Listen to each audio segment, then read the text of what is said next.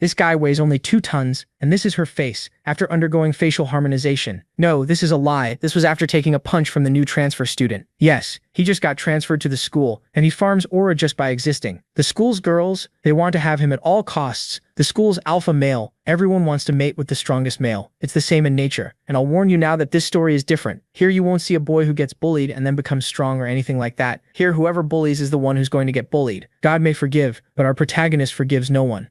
It all starts with the hot girl filming in the classroom. Suddenly, a rumor arrives, saying that the second year's bully got beaten up in the cafeteria by the new student. The gossipy neighbor of the moment is Summon High School's number 2. Number 1 says that's impressive for a newbie, while the hot girl starts asking number 1 to look at the camera. And all this is because YouTube just got launched, meaning from now on the school beatdowns are going to be filmed for everyone to see. While they were thinking about what they would do with the new student who got transferred, one of the henchmen was squeezing a nerd and asking him for 300,000 kwanzas. He probably wanted to buy a can of soda, until suddenly number 1 decides they should capture the new student so he doesn't interfere with the hierarchy. But little did he know the wolf had just knocked on his door, literally.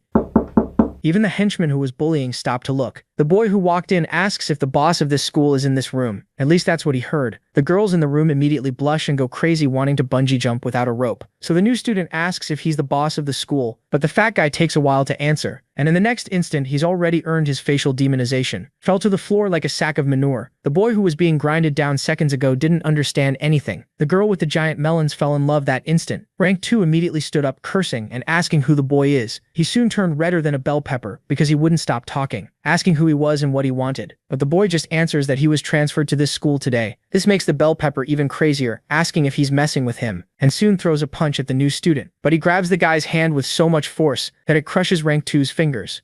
The transferred student asks if he's the boss of the school, but screaming in pain, he says it's not him, and even points at Rank 1, saying that scoundrel over there is number 1, hit him, not me. Oh no. Then I don't know if the protagonist saw a fly on Rank 2's cheek, which he immediately slapped away. That one went to sleep without any dreams.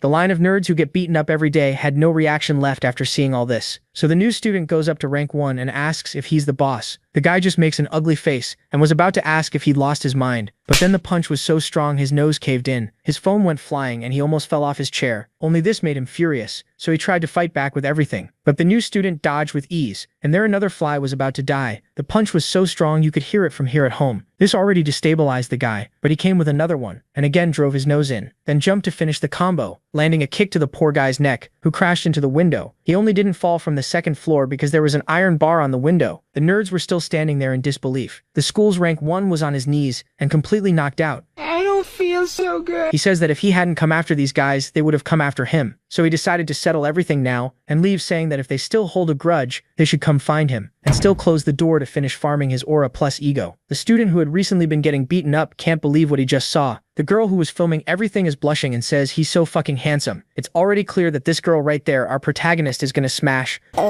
Later, Donggu talks with Kim Doyle and asks if he'll deal with the bullies one by one and what it would cost. Doyle just stares at him, leaving Donggu confused. Then he explains he hasn't been back in Korea long, so he doesn't fully get what Donggu means. Still, if Donggu wants his help, he'll need to pay for it. Donggu is shocked. He says people usually help because it's the right thing to do, even quoting, "With great power comes great responsibility." He insists that since Doyle is strong, protecting the weak is his job. Doyle brushes that off as nonsense and asks a simple question. Will he pay or not? If not, he's leaving. Donggu quickly stops him and begs him to listen. He reminds Doyle that he saw what happened yesterday, and says weak students like them really need his help. His voice turns emotional as he says many of his friends suffer every day. No one steps in to help them, and telling the teachers does nothing. All it gets them is more beatings because adult solutions don't work on these bullies. Donggu says their lives feel like stumbling through total darkness every day. But what Doyle did yesterday felt like a beam of light shining into that darkness. He puts a hand to his chest and begs again, saying Doyle has the power to save them. Doyle shuts down the emotional speech and tells him to back off.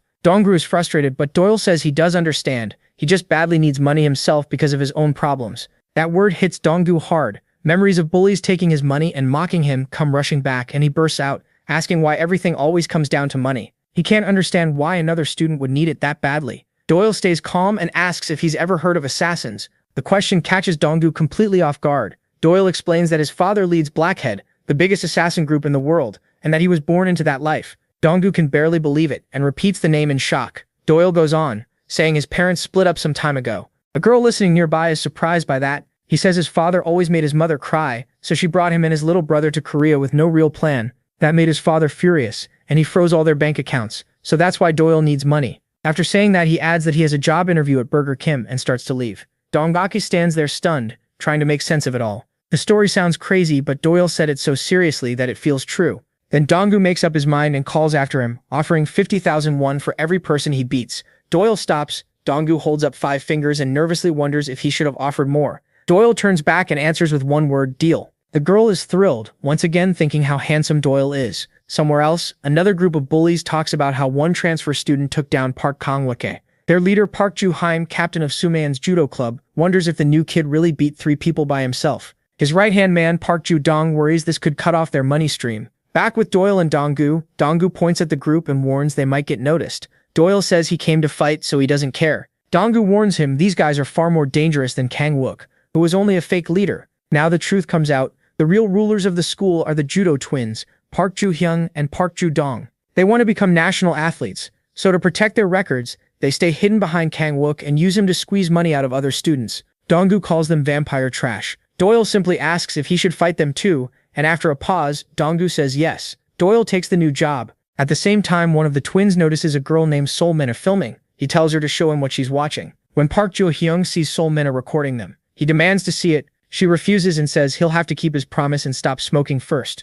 Ju-hyung blows up, asking how she dares talk to him like that, then adds with a sneer that he'll let it slide because she's pretty. A scream cuts him off. It's Park Ju-dong. Kim Doyle has just kicked Ju-hyung hard in the head. Sol-min and her friend are shocked to see Doyle there. Doyle Dong collapses unconscious from the force. Doyle Hyung angrily demands to know who attacked him and why. Then weirdly he yells at Doyle for daring to be that handsome. Doyle Hyung stares in confusion, thrown off by how calm Doyle looks right before a fight. Doyle Hyung got mad when Doyle wouldn't even look at them. He turned, thinking maybe Doyle had called backup, then froze, confused by whatever Doyle was staring at. Doyle suddenly yelled, fake, and drove a clean punch into his face. The hit was unbelievably strong, sending him flying across the area. Right then, a caption popped up saying this was the story of how Doyle became the strongest man in the world. Standing over the beaten twin like he was claiming the place, Doyle slammed another hard strike onto the top of his head. Minja felt lightheaded from how much she admired him, unable to understand how one person could be this good-looking and this cool at the same time. Just then, Doyle got a phone alert saying 50,000 won had been sent for his mission. Thanks to flyers Donggu passed around, word of Doyle's win spread through the whole school fast.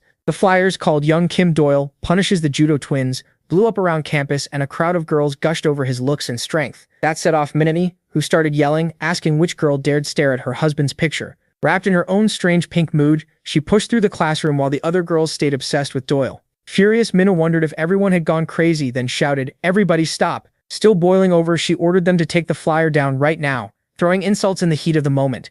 She ripped the flyers from their hands and warned that if she caught them looking at her husband's photo again, they were dead. Then she rounded on another student and harshly demanded to know if she had one too. The girl nervously said she didn't have it at all. Minna kept ranting that these girls deserved to die for looking at another woman's husband. Her phone cut her off. A string of texts from Jang Hyunwoo told her to answer his call and threatened to beat up everyone at Sumin High School. She stared at the screen, then quietly clenched the Doyle flyer hidden behind her back. Dongru briefed Doyle on the next job. This time, the target was Jang Hyunwoo from Changkyul High. He said Hyunwoo was a major name known as the King of South Seoul, a follower of B.A. Shichol, and an executive in the 12 Nations, which made him a seriously dangerous enemy. Donggu told Doyle to focus only on Hyunwoo today and never look down on him. Then he went over Hyunwoo's skills, 3-time amateur boxing champion with a body and instincts way beyond a normal fighter. According to Donggu, even the judo twins Doyle beat before wouldn't last against him together. Doyle cut in coldly, saying he beat them anyway. Donggu pushed back, warning him to take this seriously because Hyunwoo's worst trait was his cruelty. Once Hyunwoo picks a target, he chases them down and tortures them so badly death can start to sound better. Donggu added that when Hyunwoo truly snaps, nobody can predict what he'll do, so he planned to watch from far away and call the police if things got bad. But when Donggu turned back to keep talking, Doyle was already gone. Somewhere else, Jang Hyunwoo was cornering Minnie-lo and her friend. He angrily blamed Min-hai, saying if she had picked up his call, her friends wouldn't have been hurt. Min-hai coldly answered that they weren't her friends. That stunned Park Kang-wook, who asked if they hadn't been close. She said that only lasted while he ruled Sumin, and now that the transfer student took his spot, there was nothing left to say. Park Kang-wook could only call her cruel. Hai Won-well laughed and said that was exactly why he couldn't let go of his Princess Min. His words caught Min-hai off guard. And Hyunwoo started begging her to date him just 3 times. When she ignored him, he moved closer, promising he'd show her a good time. But before he could finish, a bottle came flying at him from far away, so sudden it almost looked like it appeared out of nowhere. Hyun-woo barely dodged it in time. Doyle stepped in and said it was too bad he couldn't end it with one throw. Minna, stunned by how suddenly he showed up. Hyun-woo got to his feet and demanded to know who Doyle was. Doyle answered that he was the guy who was about to beat him up. Minna lit up inside, wondering if he had come to save her. Doyle noticed Minna lit up kept showing up wherever he went, and started thinking it couldn't just be luck. The way she looked at him felt strange, and he wondered if she was watching him on purpose. He warned her that if she tried anything, he'd kill her. Minna lit up took that hard stare as interest instead, and secretly wished he really would kill her. At that moment, Hyun-woo jumped up and yelled at Doyle for butting in. Then Jang Hyun-woo blew up, demanding how Doyle dared touch Minna. He rushed in at top speed with his trademark move, a sudden straight punch while charging, something Park Kang-wook recognized right away. Dong-gu was shocked by how fast Hyun-woo moved and shouted, "That's dangerous, Kim Doyle." But just before the punch landed, Hyun-woo stopped and felt some weird liquid hit his face. Disgusted, he wondered if Doyle had used some kind of chemical. That split second was enough for Doyle to drive a heavy kick into him. Calmly, Doyle explained that when people rush him, it startles him, and when he gets really startled, he might spit without meaning to.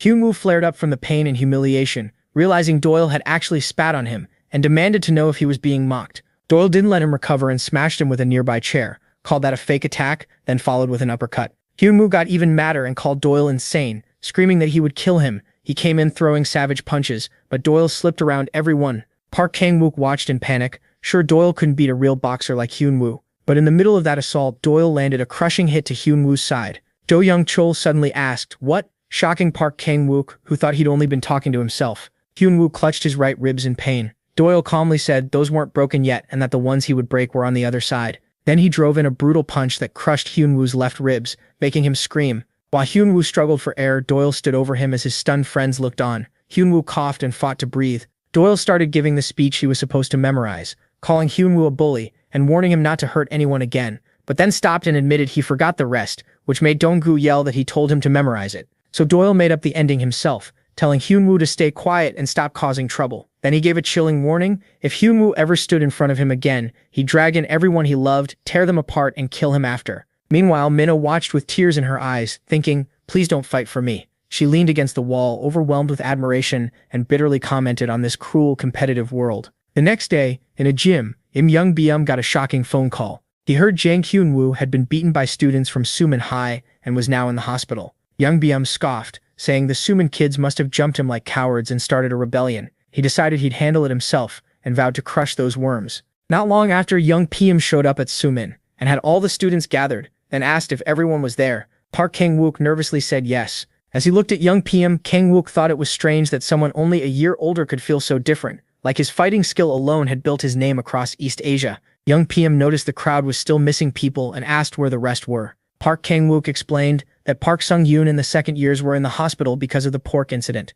Young Byum brushed that off and asked about the judo twins. The student hesitated, then quietly said they were in the hospital too because their testicles had burst. Young Byum stared, unable to believe it, and asked Park Sung-yoon if this was some kind of joke. But when he saw the student's fear, he snapped and punched him in the chest, then yanked his hair and threatened to beat some sense into him. Park Kang-wook shouted that he wished it were a joke, but everything he said was the awful truth. Young Byum started slapping Park Kang-wook and sneered, asking if he was enjoying all this. At last, Park Kang-wook gave him the name behind everything, the transfer student. He said Doyle was the one who took down Park Sung-yoon, the judo twins, and even Jang Hyun-woo. In fear, he told Young Byum that this transfer student caused it all. That immediately caught Young Byum's interest, and he asked where the boy was now. Meanwhile, during student activities in a classroom, Mina-a looked at her phone where she had a picture of Doyle beating the twins. She was happy that her own carelessness had somehow led her to meet him. She kept scrolling through videos, admiring how handsome he was. Then she opened a clip of Doyle eating while scolding her for being reckless, asking who she'd been with and threatening to kill her somewhere private. Mina twisted that into a romantic invite and felt thrilled. At the same time, the teacher announced sign-ups for the film club. When the teacher asked who wanted in, Mina snapped out of her daydream and shot her hand up right away, with her friend doing the same. The teacher was stunned by how popular the club suddenly became. Mina was just as shocked by how eager everyone was to join. She couldn't believe these students, who only cared about studying, were trying to get into the school's biggest club. Then her thoughts drifted off and she imagined Doyle taking her to the movies. Inside, Mina was screaming that Doyle was hers and everyone else needed to stay away. The room turned chaotic as students fought for a spot, and Mina's jealousy only made it worse. Away from all that, Doyle sat quietly and tried to learn more about Solmena, the girl who kept showing up around him. He asked Dong Koi, who gave him the basics. That only made Doyle more suspicious. He wondered if his father had sent her to watch him, since he'd never seen her in the Blackhead group before. Dong Gui then asked what club Doyle picked, and nearly lost it when he heard it was the anime club. To him, that place was holy ground for otaku. So Dong Black blew up saying a good-looking popular guy like Doyle had no business invading his last safe space. Just then, Quan arrived with his group, and Bang pointed Doyle out as the one who beat the judo twins. He shut him up, not wanting it to look like he'd come over something petty. He then asked if Doyle was also the one who beat Jang Hyun-wook. Bang called Doyle a poor crazy psycho, and the protagonist snapped at him for trashing a food he liked too. As MC and his crew moved in, Donggu was still whining about Doyle joining the anime club, saying he couldn't accept him when he hadn't even seen the biggest series. Then Doyle suddenly got up and ran. Donggu panicked thinking he'd upset him, and hurried to say he'd let him into the club. But Doyle wasn't leaving. He was running straight at Quan and his group. Bang and he were both stunned that Doyle came at them on his own. Bang guessed Doyle was trying to take control early, but he quickly decided that trick wouldn't work on Iljeong. The protagonist admitted Doyle was strong and said there was no point talking between men before raising his guard. He fired a heavy punch at Doyle, but Doyle slipped past it with shocking speed. Instead of stopping, Doyle kept charging and ran right by Quan. MC chased after him at once. He looked totally confused, unable to figure out what Doyle was doing. At the same time, Solmina was sure Doyle had joined the elite film club. There was no way someone like him would pick the anime club. Then Doyle suddenly showed up in front of her, making her yelp. The surprise hit so hard she screamed again. Doyle directly demanded to know who she was and why she kept following him. Then he asked if his father had sent her to spy on him. Mina got the wrong idea completely and somehow took it as talk about starting a family together. Meanwhile, Quan was furious that Doyle had ignored his attack and bolted. Doyle coldly told Mina to tell his father he would never go back. Right then he came charging in. Calling Doyle a worm, the protagonist swung a kick straight for his head. Dongok shouted Doyle's name, trying to warn him. Doyle grabbed Mina and spun with her low to the ground, dodging the kick in one smooth move. Mina looked weirdly pleased to be caught up in all of this. Quan yelled at Doyle to stop dodging and just die. After saying what he wanted to Mina, Doyle turned back to MC, who warned that his chance to run was gone. He kept mocking him, calling his words nonsense, and treating him like a bug. Then he launched a flurry of punches at Doyle, but Doyle handled them with ease, blocking or slipping past every hit. Doyle was about to hit back when Won, the head of student affairs at Suman High, stepped in and stopped the fight. He barked at them, asking why students from another school were gathered here. Quan clicked his tongue, irritated by the interruption. To him, adults always showed up at the worst time and ruined everything. He told Doyle this wasn't over and promised they'd meet again after school. Then he started to leave with his group. But as Quan walked away, Doyle rushed in from behind and smashed an elbow into the back of his head. Everyone froze. No one expected Doyle to attack right in front of student affairs. Doyle glared at him and called him a curse that ruins everything. The protagonist stood there in shock, unable to believe Doyle had actually hit him in front of everyone. The whole place was stunned, especially Bang, who watched in horror. Dong realized Doyle had gone way too far by blindsiding the leader of another school. He knew hurting an Iljeong student meant the transfer student was basically doomed. Terrified, he wondered what would happen now that Doyle had gone after the leader before even dealing with the rest. Elsewhere, the fallout was already building as someone sat tied to a chair. A huge tattooed man and a woman tortured him with hot water, mocking him as he screamed in pain. The big man cursed out his crew, angry that they betrayed him after all he'd done for them. Then he walked up to the tied-up girl with a lit cigarette and reminded him what he'd promised. If he ever got caught, that he'd rip his eyes out. Right then, his phone rang and he got annoyed at being interrupted. He picked up the phone and heard that Quan had been beaten at Suman High. The caller was Ham, Iljeong High's number 2.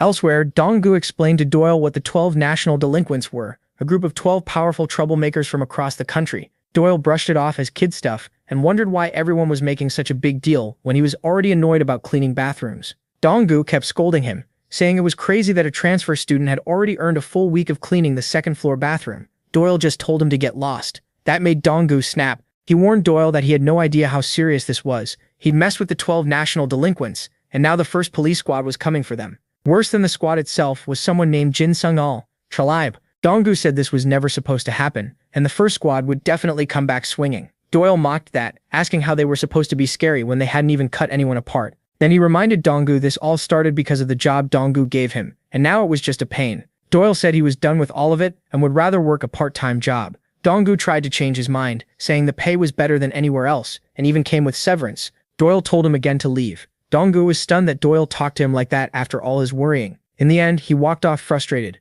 As he went down the street, an older guy stopped him, smacked his head and scolded him for not saying hello. When Donggu glared back, the man mocked him and threatened to kill him. But in his head, he knew that if anyone pushed too far, Doyle would come deal with it. So he instantly switched tones, laughed it off, and said he was only joking with a friend. Donggu kept walking, thinking about the last few peaceful days. The students had actually been enjoying themselves, even planning to hit the snack shop together for the first time in forever. They talked about chairs without pins and wearing gym clothes without fear. But Dong-gu knew that calm was over, and reality was back. Then someone suddenly threw an arm over his shoulder and asked if he knew the guy seen at the gate earlier. Dong-gu stiffened in fear while the man beside him smiled like it was all a joke. Kwon was still mad, his neck aching as he kept thinking about where Doyle had gone, and that only made him angrier. Later they had Dong-gu on the ground, surrounded and terrified, and he swore he really didn't know where Doyle was. They didn't buy it, and MC kicked him so hard his glasses flew off. Then he threatened to crack his skull and ordered him to call Doyle right now. Holding his bloody nose, Dong-gu pulled out his shaking phone,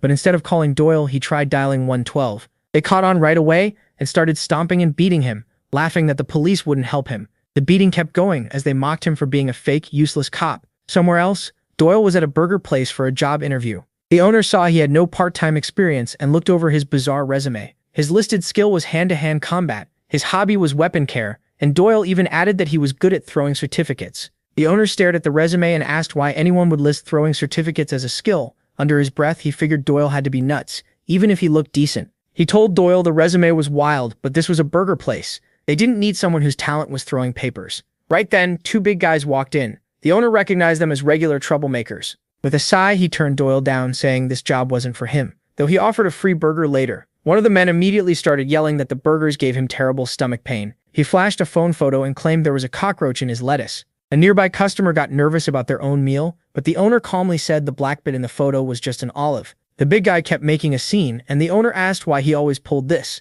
The man joked that every time he ate there, he lost so much weight it was like going on a diet. Tired of it, the owner agreed to talk in the back and settle it. Then he called for an employee Solji and told her to take 300,000 won from the register while he led the man away. The guy shouted that this was assault and threatened to report the owner for laying hands on a minor. Doyle deliberately brushed shoulders with him and acted startled, like he had no idea what was going on. Elsewhere, the guys who beat Dong-gu decided Doyle and Dong-gu couldn't be close. Dong-gu didn't even have his number. Dong-bum was furious. Doyle had slipped away somehow, even though he had been watching the main gate. After spotting Dong-gai beaten badly on the ground, they chose to walk off and leave him there unconscious. Somewhere else, I'm Zhongchan Il-geum, Hai's number 2, asked if the collection team had been trained right. Choi Hee-chung, ranked 5th, said the collection amount would go up to 50 starting today. He also said he told them to bring enough food for the boys, and Im Zhongchan agreed that made sense. Im Zhongchan suggested they check the area once before heading back, but he and Doyle passed each other without either one noticing. When they went into the burger place, they found the two troublemakers on the floor bleeding and out cold.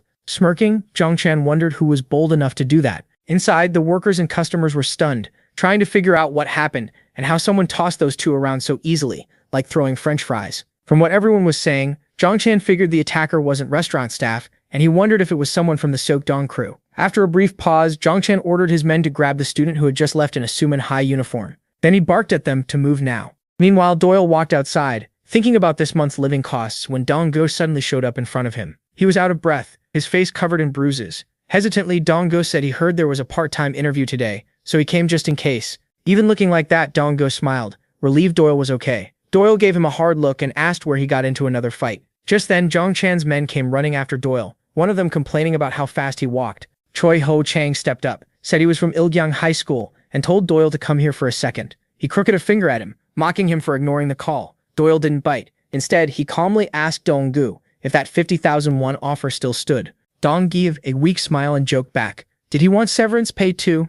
That answer set Hyo-chang off. He called Doyle a skinny punk and snapped, asking if he ever listened. He decided a quick beating would make Doyle pay attention. But before he could act, Doyle threw the cup in his hand straight at his face, grabbed his arm and slammed him hard onto the ground. Hyo-chang cried out in pain as Doyle kept going, pinning him down and hammering him with brutal punches. His friends could only stare, horrified, as Doyle beat him senseless. When Doyle finally stopped, he took a breath and walked off, leaving the other two too scared to move. Then he stopped in front of Dong-gi and asked again if there was a performance bonus. Later, Doyle and Dong-gi sat down to eat. Dong-gi dug into a special noodle dish and called it a legendary masterpiece. He said nothing at a normal restaurant could beat it for the price, then asked what Doyle thought. Doyle said it would be better with fried pork, and Dong-gi instantly yelled that those two did not go together at all. Doyle ignored that and got straight back to business, asking how much the performance bonus would be. Flustered, Dong-gi said he needed time to think, so Doyle named his own price, 5 million won. Dong-gi spit out his food in shock, and Doyle added one more condition: the job had to be done within a week. The job was wiping out the Ilgyang High School gang. Dong-gi burst out laughing like Doyle had said the dumbest thing possible. When he asked why Doyle needed that much money, Doyle reminded him his father had frozen all his accounts. Dong-gi brushed it off, wondering if that blackhead group was involved again. then started blaming Doyle for the mess he lived in. Doyle fired back, scolding Dong-gi for being rich and still letting people beat him up all the time. He told him to transfer to some private school without bullies and asked if his parents really said nothing when they saw those bruises. Dong-gi answered that his parents weren't in Korea right now. Doyle told him to stop getting beat up and then grinning like an idiot. That's exactly why people keep using him. After he finished eating, Doyle thanked him and said he was leaving, which caught Dong-gi off guard. As Doyle walked off, Dong-gi waved goodbye and told him to get home safe. On the way back, Doyle was surprised to run into Mina again and wondered why she kept showing up everywhere. She took it as lucky for her. Elsewhere, Im Jong-chan stood over his injured men with his fist clenched in anger. He ordered them to call Park Kang-wook from Sumun High right away. School then shouted his name at the top of his lungs. Meanwhile, Park Kang-wook was at home in his bathroom yelling and wondering why people kept dragging him back into this. Ilgyung High was one of Seoul's 3 worst delinquent schools, controlling the southwest area. Most of the students either had juvenile records or were known troublemakers. The school was so out of control that students even had their own smoking room. Even the teachers were crooked, taking bribes and looking the other way while students broke the law. There were even rumors the principal used to be a gangster, but the biggest problem there was the 12 Nations gang and its leader Bae Chae-ol. Bae Chae-ol used brute force to unite all the school split groups, and now he made money through the school in all kinds of illegal ways, from stealing motorcycles and insurance scams, to sex crimes by minors, extortion, threats against restaurants, and more. People said Bae Chae-ol was so brutal he might have even killed someone before. Meanwhile, Dong-gu walked with Doyle in a panic, wondering if Doyle understood they were heading straight into danger. He asked where Doyle even got those weird masks, and Doyle shot back by asking why Dong-gu was carrying a weapon. Calmly, Doyle said his bullets were rubber. Then he gave a strange tip: your body is something you use up, so take care of it. Well, right after that, he reminded Dong-gu about the 5 million won bonus, and Dong-gu yelled at him to quit talking nonsense. Dong-gu begged him to turn back, saying Ilgyung was so bad that even local cops joked about how many reports came from there. Doyle said that only made it better, which confused and scared Dong-gu even more. When they arrived, Doyle walked up to a student and bluntly asked if he was Bae Chae-ol, stunning everyone around him. The student saw his Sumun school uniform and couldn't believe he was crazy enough to say their leader's name like that. Without waiting for an answer, Doyle shot the student in the leg. Then he fired a rubber bullet into his head and dropped him instantly. The other student froze, then angrily demanded to know who this lunatic was. Doyle said nothing. When the student rushed him, Doyle blocked him with his foot and shot his foot with the rifle. Then he smashed the rifle into the student's shoulder, breaking it and making him scream in pain. After overpowering him, Doyle grabbed him, aimed the rifle at his head, and ordered him to bring Bae Chae-ol. Elsewhere in the school, Im Yong-beom was still dizzy from Doyle's earlier hit and cursed him as a sneaky bastard. He thought that if today wasn't collection day, he'd already be hunting Doyle down. Then he heard gunshots nearby. A student ran up in a panic and told him something was seriously wrong. Yong-beom asked if the leader had shown up, but the student, out of breath, said the bastard from Sumun school they fought yesterday had come back. Elsewhere, Im Jong-chon got a call from one of his guys, but all he heard was panicked nonsense about a spy and a weapon. Jong-chon lost patience and yelled at him to say it clearly. Park Kang-wook desperately thought none of this had anything to do with him. Do-il tore through the school, leaving Jong-chon's men hurt all over the place. In a hallway, Do-il cornered a girl and asked if she was Bae Chae-ol. She screamed no, and Dong-gui hurriedly told him Bae Chae-ol was a guy. Do-il shot him a cold look and said he should have mentioned that sooner. Right then, someone tossed a juice box at him from behind, but he dodged it easily. After that, the students started calling him totally insane. Yong-beom showed up with his crew and stared at the mess in disbelief, wondering who Do-il really was. He shouted at Do-il, asking if he was out of his mind for walking straight into enemy territory. As students closed in from every side, Do-il tried to fire back but ran out of rubber bullets, so he dropped the rifle and got ready to fight barehanded.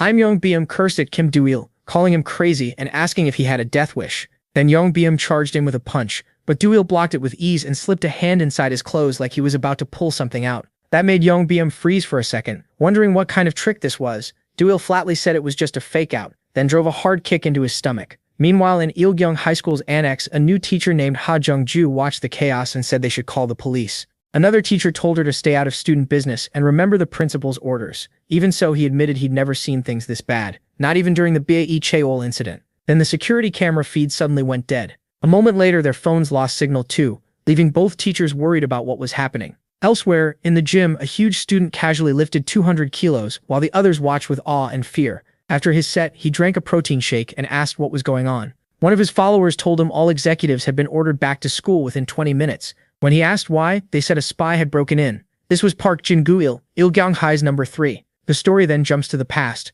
when Yong-beom was told he had a special gift. He was a born fighter, and people said his fist was heaven sent after he took down a whole group of older students by himself. Yong-beom refused to live like everyone else. He couldn't hide how much he hated looking down at people he saw as beneath him. Back in the present, he faced Duil and still couldn't land a hit. Duil's longer reach kept him out of range. Even so, Yongbyeom kept trying to get in close, hoping Duil wouldn't be able to dodge. He threw a straight punch, but Duil slipped past it in a flash. Then Duil answered with a brutal punch that dropped Yongbyeom to the floor. It was a crushing loss. Yongbyeom tried to rise, but Duil gave him no time and kicked at his face. Somehow, Yongbyeom barely avoided it. Angry and shaken, he wondered who this guy was that had come out of nowhere. He'd never heard the name before, but he remembered Duil blasting a soccer ball at him full force. That was when Yongbyeom realized in horror that Duil had really meant to kill him with that kick. Kim Duil praised his reflexes, then coldly said he had actually been aiming to cripple him. He added that begging was useless once this fight started. Yongbyeom's end was already set. Duil decided to start with his legs so he wouldn't be walking for a safe.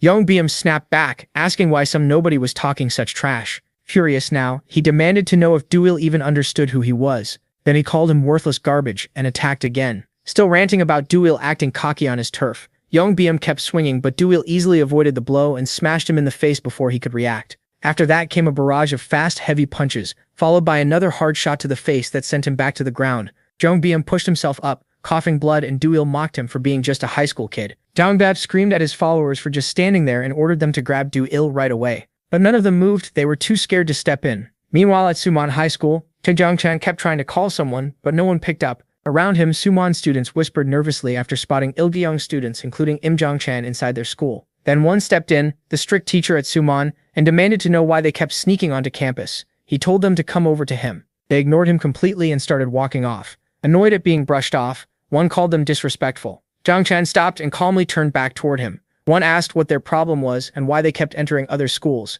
Without warning, Jongchan pulled out a knife and stabbed one in the stomach. Then he glared at him and warned that he should know who he was dealing with before acting like a teacher. One froze, unable to speak, shocked and terrified by what had just happened. Then Jongchan shoved him down to the floor and sarcastically asked if he wanted to die. Jongchan calmly walked to one of his men and placed the bloody knife in his hand like nothing had happened, while one kept bleeding in stunned silence. Elsewhere, Taejongchan confronted one of his men and accused him of stabbing one. He ordered them to take every student's phone, search them all, and then turn themselves into team leader Park Chung-sik at the Southern Police Station. Coldly, he said the sentence wouldn't be more than 2 years and 6 months, and they obeyed in fear. Then Jongchan and his men walked away. Back to Do-il. He mocked the beaten Jongbab and told him to do his rehab right if he didn't want to end up in a wheelchair forever. Jongbab laughed back in defiance, which annoyed Do-il enough to threaten his wrist next. Still down, Jongbab warned Kim Do-il that he had no idea what kind of trouble he was in, and asked if he knew how dangerous their leader was. Do-il ignored that and just asked whether the leader was Ba-che-ol. Jongbab insisted Do-il was going to die for this, but Do-il brushed it off as nonsense and asked again where Ba-che-ol was. Right then, someone new called Do-il's name and kicked at him. It was Park Jin-gu, the school's number 3, asking if Dahil was the one who ruined his friend's training. Donggab watched in horror, sure Dahil had taken a deadly kick to the head, but Dahil had blocked it with his arm. Then he asked this new guy the same thing. Was he Ba-che-ol? Donggab said yes, and Donggab immediately yelled that he was obviously lying. The story cuts to Busan on a rainy night. 3 men hung upside down, covered in blood and signs of torture. One of them was Kangdaf-cheol, the number 4 of the Nampo Orium group. Someone handed their leader a phone, and the voice on the line asked who did this. The answer was Kim Do-il. That caller was Ba-che-ol, leader of the 12 nations. Back at the school, Do-il grabbed cleaning supplies and attacked Jingo by spraying glass cleaner into his eyes. Jingo swung hard, but Do-il dodged easily and smacked him in the face with a cleaning rag. Jingo's men stared in shock. They couldn't believe someone was beating their powerhouse leader with janitor tools. Jingo yelled that Do-il was a coward for fighting so dirty.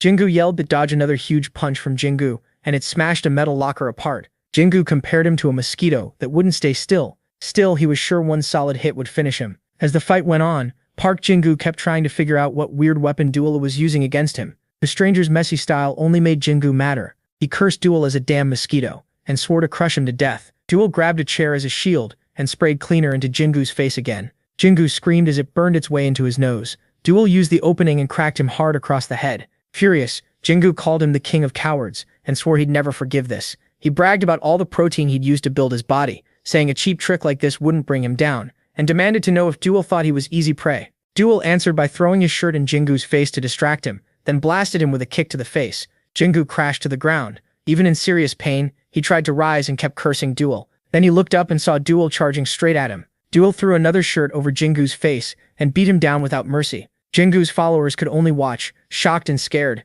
When the fight was over, Doyle stood there calmly and said Act 1 was finished, leaving Jingu's men confused. Then he walked up to them and said they'd caught Bae Cheol. Jingu's followers were terrified. They'd only ever seen their leader this helpless against the captain. Meanwhile, Donggu kept yelling that the guy on the ground was not Bae Cheol, while Doyle demanded 500,000 won in cash from Donggu and refused any bank transfer. Ignoring Donggu's protest, Doyle said Jingu claimed to be Bae Cheol, so the money still counted. Then he picked up his weapon and left. Jingu's followers didn't dare move, too scared Doyle might come back. A few hours later, Zhongchan and his group returned to the school and found his beaten followers scattered everywhere. Jingu donned burned with anger after getting embarrassed in his own school. The next day, Saturday, the anime club met up. Donggu was talking with another member who was stunned to hear that teacher Doghol had been sent to the hospital. The student said I'm Zhongchan from Elgyang School suddenly showed up and tore the place apart while searching for Doyle. Doyle, busy eating a school meal, brushed it off. Zhongchan was just one of Bag Gile's underlings, and now that the boss was caught, the rest wouldn't come back. Donggu snapped, saying again, they never caught Bag Gile, then glared at Doyle and demanded to know where he got a school meal on a weekend. Doyle said he found it in the teacher's cafeteria, which only made Donggu madder, since that food was for the teachers on duty. Donggu said this whole mess was their fault for picking a fight with Ilgyang School, admitting they never should have messed with them. Another club member agreed. He suggested they visit teacher Du Cheol in the hospital since they were partly to blame, then asked Doyle to come too. Doyle said no. Donggu argued that Doyle should go because this might all be because of them. He even tried guilt and excuses, saying he was scared to walk around alone lately. Right then, Solmina popped in and cheerfully said she'd go with them too. Donggu stared at her, shocked to see her in what he called a nerd club, and said she looked more like she belonged in film club. Mina ignored him and happily greeted Doyle. Mina said she joined the anime club because she suddenly felt like watching anime. As she talked about how meeting Doyle here must be fate, he caught her off guard by putting his toy gun against her head and said he'd make it fate himself. Donggu lit up at the sight, recognizing it as a Glock G26, and begged to touch it. Doyle charged 2,001 per touch, and Donggu started yelling for everyone, especially Mina, not to line up for the gun. At the hospital, teacher Wang Do-cheol's wife told him the injury wasn't too serious, but he still needed to rest. Do-cheol refused. Midterms were close, and to him this injury was nothing serious. He said he'd be back at work next week. His wife scolded him for being stubborn and asked if he still thought he was in his younger days. She told him plainly that he was not fine. Donggu and Mina walked through the hospital hallway, and Mina asked where Doyle was. Annoyed, Donggu said he had no idea. Doyle refused to come because the teacher once punished him with cleaning duty. Then Doyle suddenly came in through the window, and Donggu yelled that they were on the 3rd floor. Mina demanded to know where Doyle had been, saying there was no point coming to the hospital without him. Donggu told her to leave if she wasn't going to stick with him. After bickering for a bit, Mina refused to go home after coming all this way. Donggu reached the teacher's room and moved to open the door, but stopped when he saw Do-cheol's wife holding his hand. She reminded him they'd been married for 20 years, said she knew him well, and begged him to stop keeping everything inside before it broke him. Elsewhere in the hospital, Doyle was heading down the hall to visit Do-cheol. On the way, he remembered Do-cheol punishing him with 2 weeks of cleaning the 2nd floor bathroom. But after that, the teacher had stopped him and asked if he lived with his mother and little brother. Doyle also remembered Do-cheol warning him not to cause trouble since he was the man of the house. The teacher had even given him his personal number, telling him to call if he ever needed help from an adult. Doyle told Doyle to stand straight and reminded him that everyone is reckless at that age. He also told him to live with pride and not do anything shameful, because a man's pride means everything. Feeling guilty, Doyle realized this whole mess started because of him, so he decided to leave the drinks he brought and slip away quietly. But when he neared Doyle's room, he found Donggu and Mina standing outside in silence. Inside, teacher Wang Do-cheol was crying hard, crushed by humiliation. He blamed himself for failing as a teacher and head of discipline. He was supposed to protect his students, not be humiliated in front of them.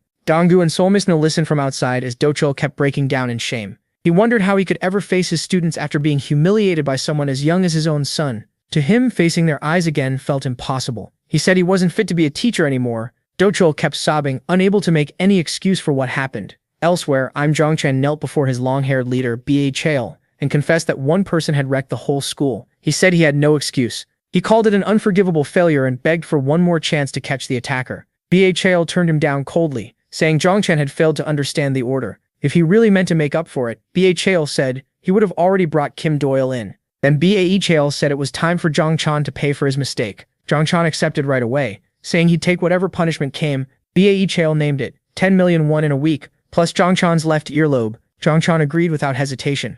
After confirming the intruder was Kim Doyle, Bae Cheol gave one last order, bring Doyle to him within 3 days. Later, at an arcade, Doyle played a shooting game while Donggu watched. Doyle mocked him for smiling even when he gets hit, saying that's why people treat him like a fool. He brought up their first meeting at the convenience store, When he warned Dong-gu he'd die if he didn't walk away. Dong-gu tried to explain that he doesn't get beaten because he's stupid. It's because he wasn't always someone people pushed around. He remembered bullies taking his money and laughing at him for telling the teachers. After getting beaten every day, he admitted he may really have turned into a fool. Doyle stayed glued to the game and barely listened to any of it. Minna, who was there too, told Dong-gu to move because she and Doyle were on a date. Then Doyle told her to get lost too. Dong-gu felt completely fed up. He finally blew up, asking how they could be playing around at a time like this, while Minna joined in and cheered Doyle on. Dong-gu remembered begging Doyle before, reminding him how strong he was and asking for help, only to get shut down cold. At that point, he gave up on changing Doyle's mind. So Dong-gu grabbed his stuff and said he was leaving. He didn't want to hear Doyle whine about money again. As he walked off, Doyle called after him, and Dong-gu wondered if his trick had worked. Doyle said he took Dong-gu's lunchbox, adding that it had his special fried pork inside. Dong-gu instantly snatched it back and said it was his, now since he paid for it. That night in the rain, Im Jong-chan's group was questioning Park Kang-wook. They knew Kim Doyle's follower was buying an apartment in the complex, and demanded the building and unit number. Kang-wook nervously said he didn't know. Choi Hyo-chang got mad, but Kang-wook swore he'd been trying to call and got no answer, so he really didn't know the number. He started whining about his rotten luck and how he always gets dragged into trouble that has nothing to do with him. Then Choi Hyo-chang hit him. He cursed Kang-wook out, saying instead of calling someone who wouldn't pick up, he should have found another way, like calling the younger kids around him. Then they beat him without mercy. As the punches kept coming, Park Kang-wook wondered what he'd done to deserve this. People nearby started gathering to watch. One gang member shouted at a woman to mind her own business and keep moving. Then Choi Hyo-chang yanked Park Kang-wook up by the hair and gave him 1 hour to bring Doyle, or he'd die. Kang-wook desperately wondered why he had to die for Doyle. He started begging someone in the crowd to call the police. Then Dong-gu showed up under an umbrella. Park Kang-wook spotted him right away and pointed him out as Kim Doyle's follower. He kept shouting Dong-gu's name, calling him Doyle's servant and slave. In a nearby alley, Choi Hyo-chang told Jong-chan that Dong-gu still wouldn't cooperate. He asked what to do next, since any more beating might knock him out. Jong-chan walked up to Dong-gu, angry that weak little nobodies were making things this hard. Then he asked Dong-gu if he really didn't know who they were. He said the rumors should have spread through the school by now, especially after what they did to one of the teachers. Dong-gu remembered teacher Dong Chae-il crying over what had been done to him. Jong-chan tried to pressure him, saying they only needed to lure Doyle out, and Dong-gu would end up calling him anyway. With a mocking tone, he asked what Dong-gu thought he could do here. Dong-gu remembered his father insulting him and saying he was just like his mother. Jong-chan offered him a deal. Make the call, tell Doyle to come to their hideout, and he could live. But Dong-gu, bloody and beaten, quietly said he wasn't a fool. Then he lifted his head and glared at them, saying again that he wasn't the idiot they were. Park Kang-wook was stunned by that, and the others wondered if they'd beaten Dong-gaek too hard. Suddenly, Im Jong-chan burst out laughing. Then he slashed Dong-gaek across the face. Dong-gaek screamed in pain. Jong-chan grabbed his face and told him to shut up. He sneered, asking if Dong-gaek thought they were equals, just because he dared talk back to him. Jong-chan kept insulting him, calling him worthless trash, and saying if he's told to kneel, he kneels right away. Jong-chan yanked Dong-gu up by the collar and told him to quit acting brave after getting beaten, saying it only made him look stupid. Dong-gu thought back on all the days he had to live under other people's bullying. He stared back with defiance, and Jong-chan snapped, asking if he didn't understand Korean. Then Jong-chan told him to keep his head down. A hard punch followed, and the beating kept going. Park Kang-wook said Dong-gu was only making it worse by fighting back. But Jong-chan was already irritated and bored. He told his men that once Dong-gu woke up, they should force him to bring Kim Doyle, even if they had to rip his mouth open. Even after that brutal beating, Dong-gu still called Jong-chan a bastard. Dong-gu remembered what Jong-chan had done to his teacher, and knew the gang was the one truly at fault. He couldn't understand why the victims were being called idiots when the real problem was the people hurting them. Park Kang-wook yelled at him to shut up. Dong-gu fired back that everything would be fine if people like Jong-chan didn't exist.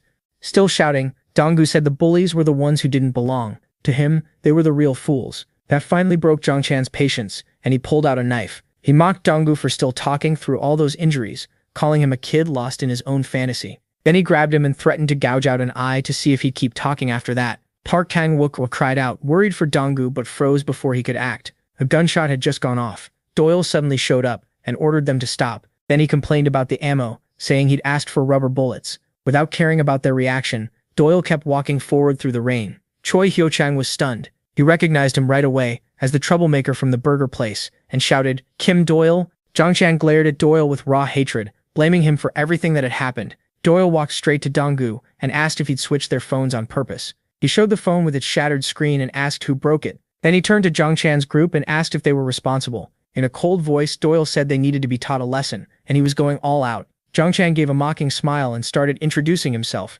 admitting he was the one who broke the phone, and welcoming Doyle. He didn't get to finish. Doyle rushed him first. Zhang Chan couldn't follow Doyle's speed and just stood there unable to move. Doyle told him he wouldn't forgive what he did. At the same time, Choi Ka-chang recalled the legend of Zhang Chan.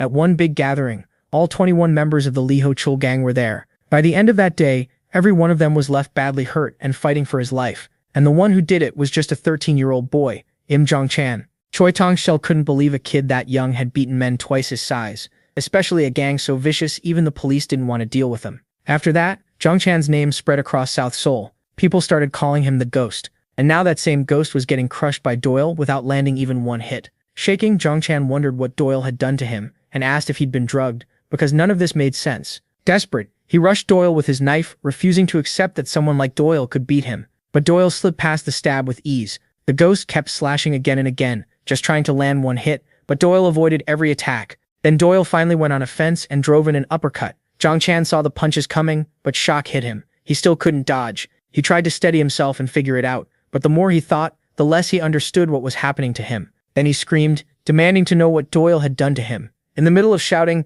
pain exploded through his body like his ribs had snapped. Doyle only called it a dramatic act. Looking down at the collapsing Zhang Chan, Doyle asked why he was blaming someone else for his own weakness. He said there was a simple reason Zhang Chan couldn't accept this. He hadn't been beaten enough. Then Doyle coldly told him to come closer so he could fix that. That taunt pushed Zhang Chan over the edge. Grinding his teeth, he cursed Doyle and charged again. Doyle slipped around every swing with ease. That only made Zhang Chan madder. He cursed Doyle as a slippery bastard and yelled at him to stop dodging and take the hits. Even though Zhang Chan could see the punches coming, his body just couldn't avoid them. He had to admit Doyle's speed felt unreal, so fast he couldn't follow it or react in time. Doyle kept hammering him with heavy blows. Zhang Chan staggered, barely staying up. Doyle calmly remarked on how stubborn he was, and said that was fine, it just gave him more chances to hit him. Park Kang-wook and Dong watched in shock. Park Kang-wook yelled that Doyle was insane, and wondered if he was really doing all this over a plate of pork. Doyle told Zhang Chan to come closer. He stepped up to the worn-out Zhang Chan and asked,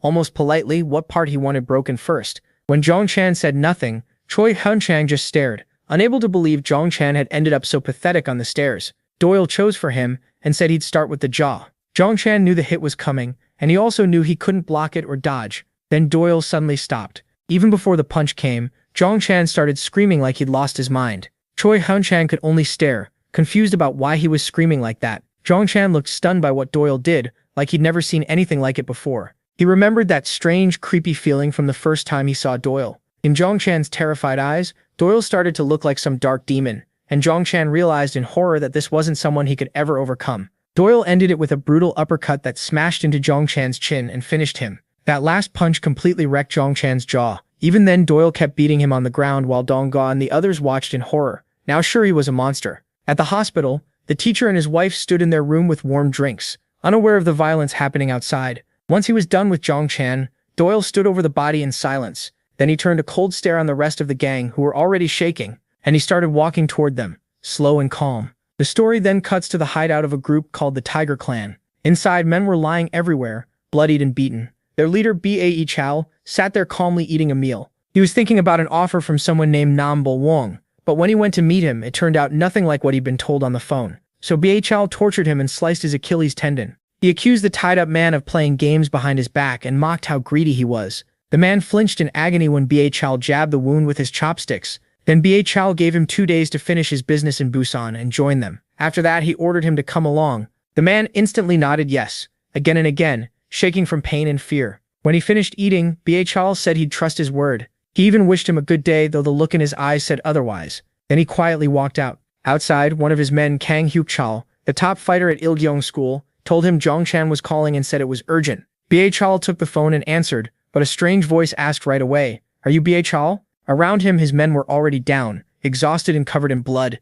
Shock and anger spread across his face. The caller was Kim Doyle, using Zhang Chan's phone to contact the gang leader. Standing in the rainy alley among Bae Chao's beaten followers, Doyle coldly said he heard they had been looking for him. A twisted smile spread across Bae Chao's face as he listened to Doyle standing right in front of him. Elsewhere, Ilgyeong School's principal was having barbecue with a teacher. The teacher said he was seriously worried. Internal trouble was one thing, but this time an outsider had entered the school and beaten students. He asked what would happen if parents or the media found out. The principal brushed it off and sarcastically asked what kind of decent people would even send their kids to a place like Ilgyeong. He said most of the students were orphans, came from broken homes or had already been abandoned by their parents, and even the rest came from families barely getting by. According to him, nobody outside cared about a trash school like Ilgyung. He told the teacher to bury the whole thing, saying making noise would only hurt them. Still, the principal said this case felt different, like something they should never touch had entered the school. To him, it was something filthy. Meanwhile, in another alley, Doyle threw Kang Hyukao, one of B.A. Cow's men, out of a window.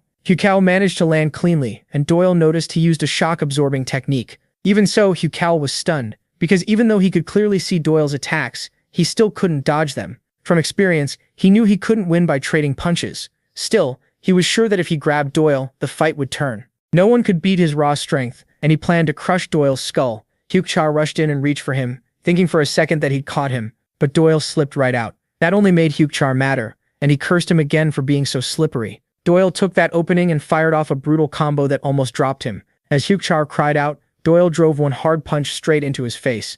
At the same time, Doyle carried the hurt Donggu on his back and made his way up the stairs through the rain. In a weak voice, Donggu asked if the cut on his nose would leave a scar. He groaned that he'd have to look at it every day in the mirror. Doyle, clearly annoyed, told him to stop asking dumb questions or he'd leave him there. Donggu thought that was just unfair. The pain was bad enough, but a scar that stayed forever felt even worse, and he couldn't stop thinking about it. Meanwhile, the fight kept going. Kang Hyuk-chel tried to figure out who Doyle really was. He couldn't believe this guy had tossed someone out a window and was now hitting to kill. Even with death right in front of him, he still pushed that thought away as nonsense. Then a memory hit him. Back when B.A. Cows told him he wasn't ordinary. He remembered being a gifted martial arts champion, and B.A. Cow saying the world was unfair for keeping talent like his from the top. B.A. Cow had promised to guide him and make him someone special. That memory fired him up. Hugh Cow got back on his feet. Sure, he was chosen by B.A. Cow and refusing to be shamed by Doyle. He charged again, convinced one solid grab would end it. This time, Hyuk Chel came in with a plan against the wrestler. He aimed for Doyle's face,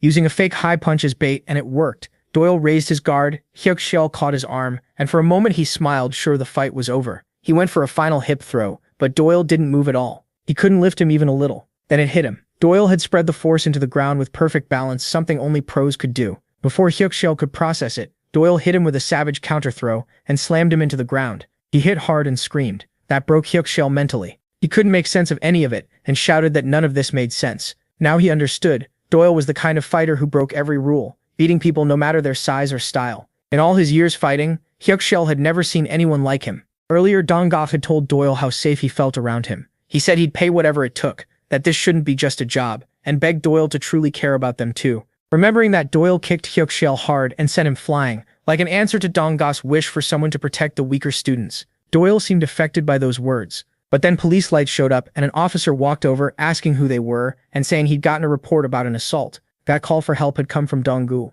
The officer told Doyle to raise his hands and come forward slowly. Before Doyle could answer, BHL suddenly appeared and struck the officer, dropping him cold. The second officer froze in shock beside his fallen partner. Then BHL got behind him and took him down too. With both officers beaten, BHL calmly laid out his belief that violence was the fastest, easiest way to get results. To him, it simply worked. He said this was one of those times when going back to violence was necessary, and wondered if he should step in himself. Then he mocked society for banning something so useful. BHL said he felt a connection with Doyle and offered friendship. He promised to make Doyle's talent even greater, saying power like theirs should be rewarded. He even quoted a Yakuza boss who claimed money gives violence meaning, and violence builds empires, then asked Doyle to join him. Doyle answered with chilling calm. The man Balachel quoted, he said was already dead. When Balachel stared in confusion, Doyle added that he was the one who killed him, then punched him across the face. A flashback briefly showed the dead Yakuza boss. Elsewhere, the principal of Ilgyung School, Im Chung-suk, was still talking with the teacher.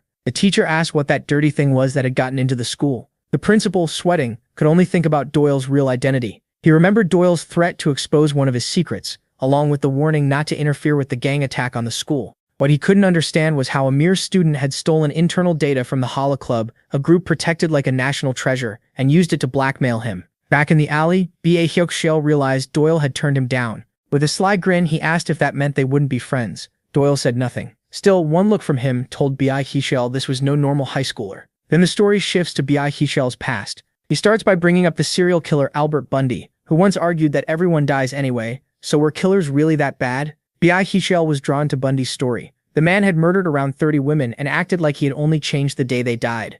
That idea thrilled B.A. Hyuk-chel. To him, controlling death sounded amazing, but even Albert Bundy had to pay in the end. At a police station, a young Bae Chel was asked if he had tried to kill his little brother Jiho for crying. The boy admitted he had warned Jiho again and again to stop, so in his mind his brother was the one at fault. And like Bundy, Bae Chel also paid. He was punished under Article 10 of the Juvenile Act. But the story points out that not everyone pays for what they do. Sakatsu Bushino, leader of attacks for the Japanese Okita group, was cleared after killing 7 members of a rival gang. In another case, Jung Swol Ak-hyo, the son of Congressman Jung Tae-hwan, avoided punishment for killing an 11-year-old girl while drunk driving because people claimed he wasn't the one behind the wheel. That was the moment Bae Chel found his life's goal. He realized that money, fame, and power could turn someone into a special being, even a god who decides other people's fates. In another memory, Bae Chel told his little brother Jiho why he had tried to kill him. Jiho looked too much like him. And to Bae Chel, this world only had space for one of them. He wanted to become a god. Back in the present, Bae Chel proudly declared that he was special. Doyle answered with a sudden kick and punch. Bae Chel couldn't even process it. He stared in confusion, wondering how Doyle moved before he had even begun. Doyle mocked him, asking if he'd been hit in the head, then calmly said the answer was simple. He was just faster, and he was only messing around. Doyle added that he hadn't met someone like Bae Chel in a long time and wondered if he really was just ordinary. Meanwhile, Bae Chel thought about all the people he'd already surpassed to reach this point. What was happening now felt completely new to him. Doyle cut him off coldly, telling him not to talk if he was only going to say garbage. As they traded blows, Bae Chel found Doyle more and more interesting. Then Doyle called him a talentless copycat for seeing his move and stealing it. Their fight exploded into a faster, fiercer clash, and even while bleeding, Bae Chel kept smiling, still saying Doyle was interesting. Doyle noticed Bae Chel's attacks were getting faster and stronger. The exchange kept raging as Doyle slipped past punch after punch and landed a clean hit. But Doyle was surprised when Bae Chel managed to avoid the next attack. While Bae Chel laughed and kept coming,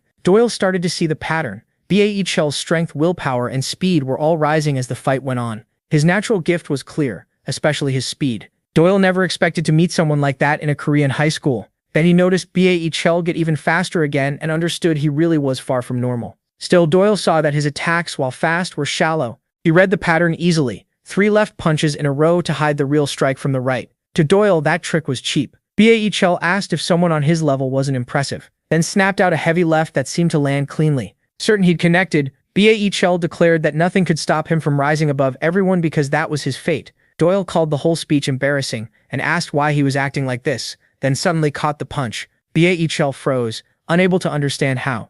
Doyle squeezed his hand tight and said sure, Bae Paul wasn't ordinary, but his level was barely good enough for local streets. This, Doyle said, was Bae Paul's real level, and he should know his place. Then Doyle started crushing his hand. That made Bae Paul freeze for a second, wondering what Doyle meant by follow me, and Doyle used that opening to smash him in the face. Bae Paul was stunned, not even sure what had just happened. Then he realized he couldn't see from his left eye. He hadn't even noticed Doyle move, and that only made it more confusing. Doyle brushed it off and coldly told him to shut his mouth. Then, with one more crushing hit, he dropped Bae Paul and knocked him out cold. Somewhere else, in the rain, a man asked if they had reached Boss Park's place.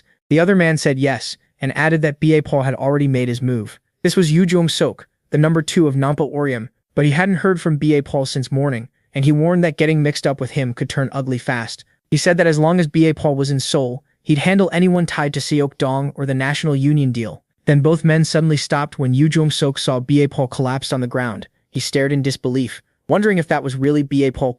Not far away, Doyle stood there without a word. At another place, Ju Ha-young, one of Nampo Orium's leaders, found a hallway packed with Boss Park's men, all completely beaten. Ju Ha-young said the Ilgyong school guys were brutally harsh, wrongly thinking they had done this. Seeing Bae Paul's state, he figured the damage might be permanent. He asked Ju Ha-young who could have done this much damage to Bae Paul. Ju Ha-young started doubting whether sending Bae Paul had been the right call, but Ju Ha-young cut him off and told him not to rush to conclusions. The story then moves to the crooked cop Park Chung-sik, who got a message saying his phone had been hacked. Furious, he wondered who would dare mess with a police officer's phone. The message listed Ilgang School's crimes, including the stabbing at Suman School, along with every bribe he had taken, backed up by footage and photos. It ended with a clear warning. This is a threat. Panicked, the officer wondered who could be behind this. Then we see Jor Hae-young, who says this young man is the real thing, and if he keeps going, they'll meet sooner or later. After Kim Doyle's win, everything at Suman High changed. Doyle started getting treated like a king. Students crowded around him, and Solmina showed up calling it her husband's day, chasing everyone else away. Some even said it was an honor to serve the king of the South. Flyers made by Dong-gu spread all over school, saying Kim Doyle of the Thunder Fist now ruled South Seoul, and anyone who stepped out of line would be hunted down. The old bullies felt like they had lost their place, complaining that school wasn't the same anymore. While Dong-gu handed out flyers, Mina laughed and said paper ads were old news in the age of social media. He shot back that nobody cared about their accounts anyway. The washed-up bullies kept grieving the power and status they had lost. Doyle, though, didn't care much. The overblown reactions around him were starting to get on his nerves. Later, on the way home, Dong-guek told Doyle he had left the bonus money in his locker. He thanked him, saying life had been happy every day since Doyle transferred in. Dong-gu admitted he still couldn't believe what had happened, but Doyle cut him off and said he was only doing this for money, so save the embarrassing praise. Dong-gu kept going anyway, saying he never thought Doyle would crush Bae Cheol and Ilgyang school like that. It all felt insane. He pointed at the photo Doyle had sent of Bae Cheol beaten down and asked if it had been edited. Doyle said faking the picture would have been easier than the fight itself. Dong-gu just smiled and said Doyle really was amazing. Then he brought up his next plan, promising he wouldn't drag Doyle down and that he'd be ready. What he meant was simple. He was going to learn how to fight. Meanwhile, at Seok Donghai, the number 5 was talking with his group about the rumor that Bae Cheol had lost. Some thought it was their chance to celebrate and move up, while others dismissed it as a fake story. Seok didn't buy it either, saying Bae Cheol wasn't someone who'd go down that easily. Then he looked over at a boy named Dong Hyuk who was kneeling inside a marked circle with targets drawn on him and hurled a baseball at him when he didn't answer. Why say? Okay, Hein snapped, asking why he was ignoring him, then ordered him to go pick up the ball. After Dong Hyuk brought it back, he was told to get back in his place. A circle on the ground labeled reserve seat for retards. The group called Dong Hyuk pathetic, but Seok Hyun corrected them, saying he wasn't pathetic, he was born a retard. Laughing, he said the only people Dong-gu could blame were his parents for giving birth to a failure, then asked if he agreed. He kept pushing, repeating the question about whether his parents had given birth to a retard. Dong-gu stayed silent in his spot, and that made Seok blow up even more for not answering. In anger, he fired the baseball hard at Dong-gu, but Dong-gu barely dodged it in time. That shocked Dong-gu, who had returned with Doyle and noticed Doyle had caught the ball with ease. Doyle watched the whole thing from a distance. The gang spotted him and walked over, and Seok Hyun demanded to know who he was and whether he came from Suman school. Before Doyle even answered, a baseball smashed into Seok Hyun's face. The girl with the gang screamed, "Honey!" Then she yelled that Doyle was insane. Doyle stepped in, handed Dong-gu his food tray, and Dong-gu calmly asked if he wanted him to carry it. The moment the girl saw Doyle clearly, she was stunned by how handsome he was. Now the whole gang focused on Doyle and started moving toward him, curious about this good-looking stranger. One of them angrily asked if Suman school had lost its mind, and if Doyle was crazy too. He pointed at their uniforms and asked if Doyle even knew who they were. Doyle stayed calm, pulled a gun from inside his shirt and aimed it at him before firing at his head. The whole gang froze in shock. Then one of them screamed and charged Doyle, yelling about how he could even have a gun in Korea. Before he could finish, Doyle rushed him, tripped him, and slammed a hard strike into his neck. The guy collapsed, choking in Doyle's grip, and Doyle dragged another gang member into a wall, smashing his head against it. After that, Doyle started firing rubber bullets at him. The gang member screamed in pain, gasping that he couldn't breathe and calling Doyle a madman. Doyle shut him up with a rubber bullet to the head. The rest, terrified, kept shouting, asking who he was, how he dared bring a gun into Korea, and telling him to drop it. Doyle answered with one word, no. Then he blew on the barrel and told them to come at him all at once because they were annoying him. A burst of more shots echoed through the area. The Seokdong school gang kept panicking and shouting questions at Doyle. Seo Kyun couldn't understand where Doyle had come from or why he was attacking them, and started thinking all Gayong school had sent an assassin. As Doyle calmly walked toward him, Seo Kyun desperately blurted out that Bo Seo Gyun was the one who told him to catch Bae Cheol. Doyle ignored that and simply asked who he was. Seo Kyun snapped, demanding to know why Doyle was attacking them if he wasn't with Il Gayong. After a brief silence, Doyle told him to look down. The guy looked confused and asked what he meant, but Doyle just said, fake, then raised the gun to his face and shot him in the head with a rubber bullet, dropping him. From farther back, Dong-gu smiled and announced that Sikdong-hai was their next target. Right before he passed out, the attacker asked Doyle why he was doing all this. Doyle gave a one-word answer, pork. And with that, the move to wipe out Sikdong-hai began. 2 months later, on a warm day, Doyle was sitting in a park when Park Jin-gu, the former number 3 of Il-gyeong school, walked up to him. Jin-gu called Doyle Hyung-nim, but Doyle told him to stop, pointing out that Jin-gu was already 20. Then Doyle asked how he had even managed to transfer into his school. Jin-gu insisted he had to be wherever Doyle was, and begged him to allow it. Doyle kept showing how annoyed he was by the title Hyung-nim. But Jin-gu said age didn't matter, the strongest man naturally became Hyung-nim. He went on to say that men are drawn to great leaders, and he used to think his old boss at Il-gyeong was the highest peak. But after seeing that leader beaten in the hospital, he realized there was an even bigger mountain, Doyle. Doyle then wondered why Jin-gu hadn't been arrested. He had already texted the crooked officer to ask why Jin-gu was out. The officer answered that after a full investigation, Jingu was released with only a warning because they found no proof tying him to Il-gyong's crimes. He described Jingu as nothing more than a muscle-crazy freak they couldn't pin anything on. Jingu bowed to Doyle and swore to follow him like a big brother for the rest of his life. Doyle let out a tired sigh and told him to do whatever he wanted. Jingu gratefully accepted. At the park, Susie complained about how hot it suddenly got and how much she was sweating. From the bench, Doyle said he was wondering when she'd finally show up. Then Susie cheerfully asked who wanted to wipe her sweat. Jingu jumped at the chance, but Susie instantly decked him, called him a pervert, and told him to back off. Watching the chaos, Doyle wondered if he should just kill them all and leave Korea. That thought got cut off when Donggu stormed in. Mad that Doyle wasn't on time, Doyle calmly pointed out they still had 3 minutes, but Donggu kept whining, called him a liar, and said this training had nothing to do with real fighting. For the past 2 months, Donggu had only been doing lower body training to get ready for the next stage. He was annoyed because Doyle still hadn't taught him any actual moves. He also wasn't sure this training would really turn him into a good fighter. Checking the timer on his phone, Doyle coldly told him to shut up if he wanted to fall apart, then do it. Later in the school bathroom, Doyle finally told him the next mission: wipe out Seokdong High School. The bonus for pulling it off was 6 million won. From inside a stall, Donggu was stunned. He thought it'd only be 1 million won, then asked Doyle to wait because he couldn't focus right now. Doyle flatly refused and asked why he should plan around Donggu's bathroom timing. He went on to say Seokdong would be much tougher than Il-gyong. Donggu was almost moved, thinking Doyle had done research, but Doyle shut that down. His reason was simple: enemies who show up later are always stronger. Donggu thought that made no sense. Doyle added that having dead weight like Donggu would only make the job harder. He reminded him that he'd promised to train him to the edge over these 2 months. Now Doyle gave him a test, proved the training wasn't wasted. He had to show he wasn't just baggage. With the judo twins gone, Park Kang-wook was now the strongest student at Suman, so Doyle told Donggu to pick a fight with Kang-wook, beat him and take over the school. When Donggu asked if Doyle wasn't already the leader, Doyle mocked the idea, saying he was world-class, not some school boss. Doyle promised that if Donggu became the top dog at Suman, they could wipe out Seokdong in just a week. Word about Donggu challenging Park Kang-wook spread all over the school. The students were fired up, calling the whole thing insane. They rushed to the hall to see it for themselves. Soon a huge crowd packed around Park Kang-wook and Donggu in the middle. Kang-wook was furious, yelling that these idiots were messing with him again. Around them, students whispered in shock that Donggu was really standing up to Park Kang-wook. Elsewhere, a heavy-set man was told that the one who beat Bha came from Suman High School. He questioned whether that report was even true. His followers said witnesses claimed it, but every nearby camera recording had been erased, so it still felt like a rumor.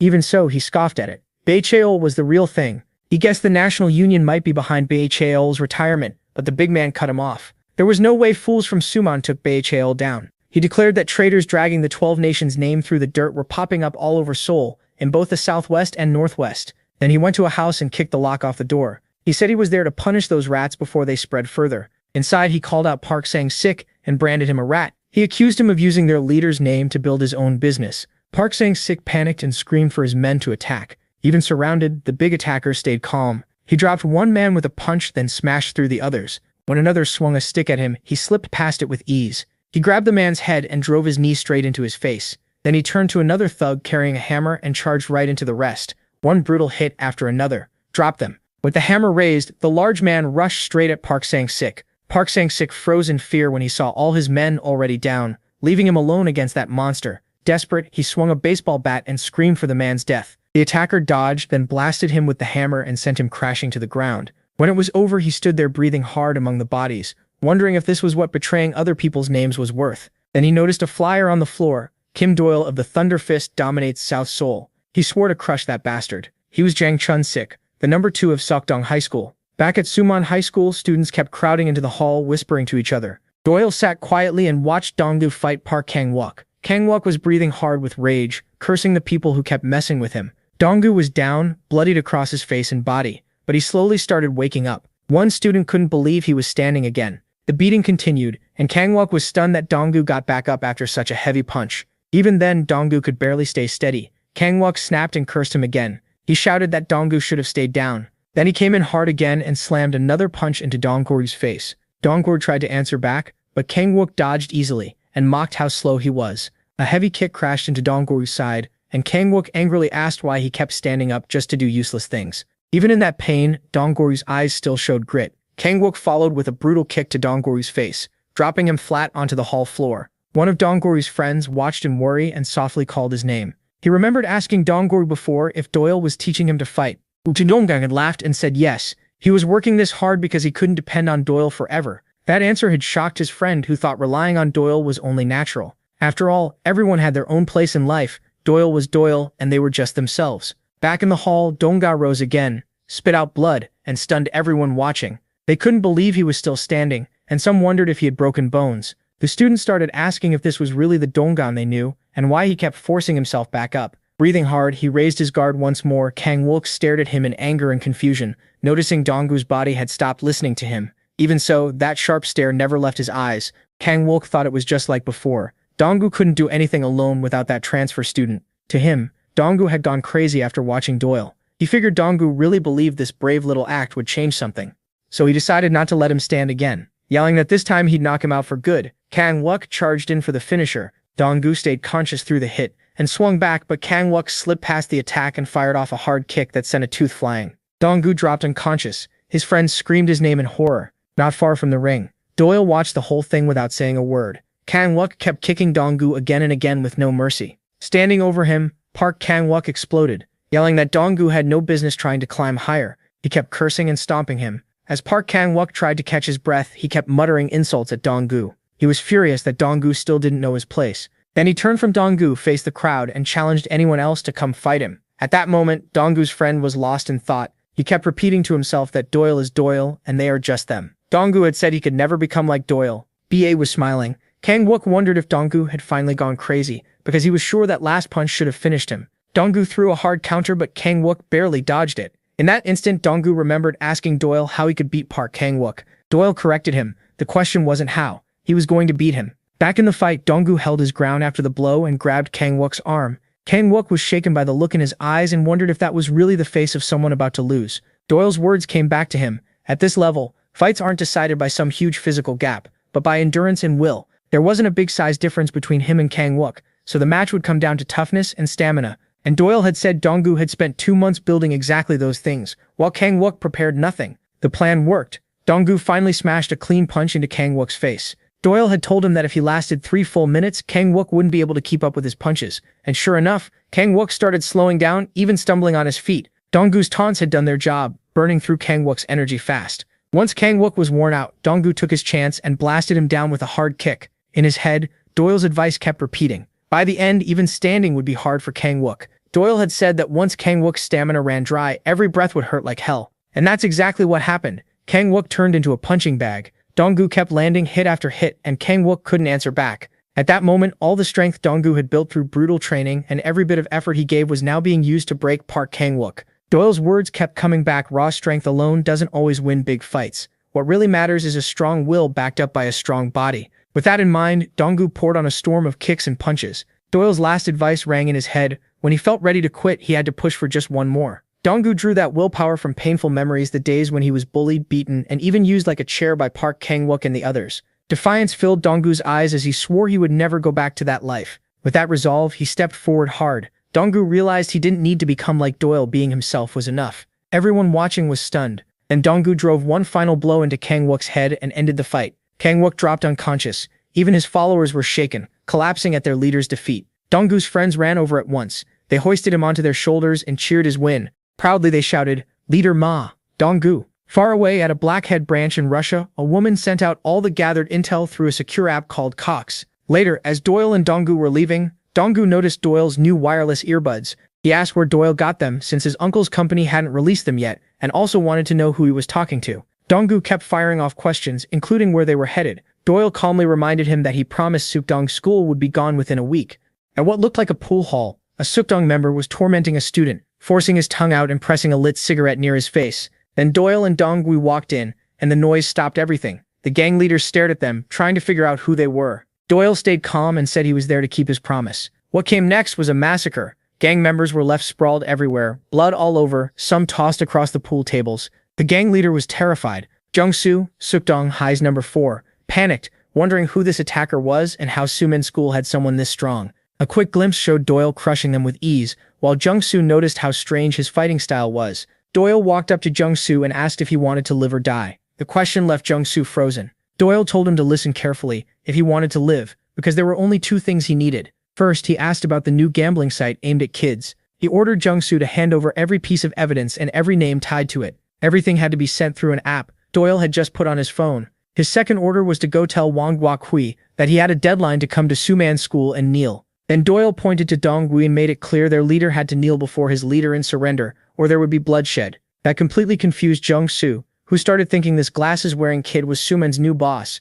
After all, anyone commanding a monster like Doyle had to be dangerous. Dongui immediately started to panic and tried to stop Doyle, sure that Wang Guokhui would never come just because they asked. Flustered, Dongui demanded to know what kind of Wang Guokhui this was, then blew up and called Doyle insane for saying something so crazy. Doyle calmly answered that it would lead to a gang war. That made Dongui even madder. He called Doyle a psychopath and shouted that gang wars don't happen anymore. Doyle laid out his logic simply. Every time he beats someone, someone stronger shows up. He was sick of it, so he'd just wipe out Sukdong's school in one shot. Dongui yelled that they'd die from sheer numbers alone, but Doyle told him not to worry about that. He turned back to Yong-soo and repeated the order to bring Wang Guokhui. Yong-soo started laughing oddly, and when Doyle threatened to kill him, he said he laughed because nobody ever asks to see their leader. Usually it's the other way around. Elsewhere, on a rainy night in Gimcheon, someone stood in the rain crying in total despair. Back in Gimcheon, a man watched the fight in horror, thinking the attacker moved like something not even human. That's when he realized the rumors were true. The attacker was the ghost.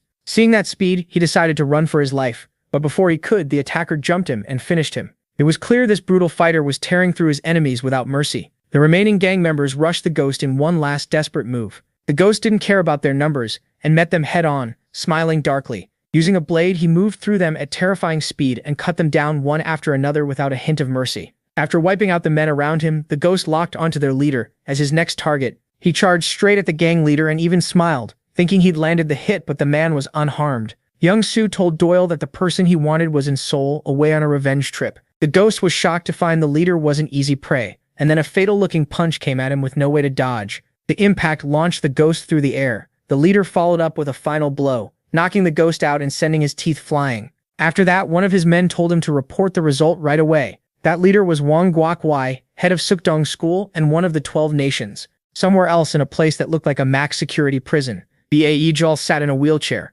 proof of the lasting damage from his defeat, while a visitor waited for him. Elsewhere, Jang Chun-sik sat with Jung-soo, who showed him a flyer that read, Kim Doyle of the Thunder Fist rules South Seoul. He reported that Wai Seok-hyun's crew had been sent to the hospital, and also told him about the attack at the pool hall. Young-soo finished his report by saying the attacker was a follower of Sumun's new leader Ma Dong-gu. He also said Doyle had barged in demanding that their leader come kneel. To save face, Young-soo lied and claimed he just chewed Doyle out and sent him away. Jang Chun-sik exploded and ripped the flyer apart. Even though he said the world had gone crazy, he shocked them by ordering everyone to ignore it. When Young-soo questioned that choice, Chun-sik said Doyle was just a liar chasing fame by claiming he beat him. He compared Doyle to another man from the past who stained the name of the 12 nations, calling him another nobody desperate for attention. Chun-sik kept talking to Young-soo, saying nobody would believe Bae Ji-chol had been beaten by Doyle. To him, Doyle was only trying to stir them up, and using Dong-gu as a front felt like some old-school gangster act. He ended by saying people like that are bound to die out, mosquito trash not even worth dealing with. Later on a rainy day, Doyle taught Dong-gu the basics of Blackhead's close-range combat. Still worried, Dong-gu asked if Doyle really believed Wang Guokhui would come to Sumin school. Doyle simply said he'd beat him somehow. Dong-gu snapped, convinced Doyle had no idea how terrifying Guokhui really was or how far above everyone else he stood. He turned to Jingu for backup, and Jingu nervously said Guokhui had gone beyond human limits. Doyle cut him off coldly. He's still human. To make his point, Dong-gu brought up an old story. Back in middle school, he'd heard a rumor that Wang Guokhui beat a bear to death. He tied that rumor to something that happened 3 years earlier when a black bear escaped from Cheonggyeom Zoo and caused chaos all over the area before it was later found dead. According to the story, Guokhui was the one who killed it. Jingu begged Doyle to take this seriously, but Doyle ignored the warning completely. Right then, while Doyle was thinking about how much he still had to do and how there was no turning back, someone hidden nearby was listening. Then the scene returned to Doyle drinking juice and confidently saying Wang Guokhui would definitely come to Suman. Elsewhere, Young-soo was reporting to Jang Chun-sik again. He hesitantly admitted something felt off about Doyle. His movements reminded him of Hye Chae-hoo, and he thought the same about Ma Dong-gu,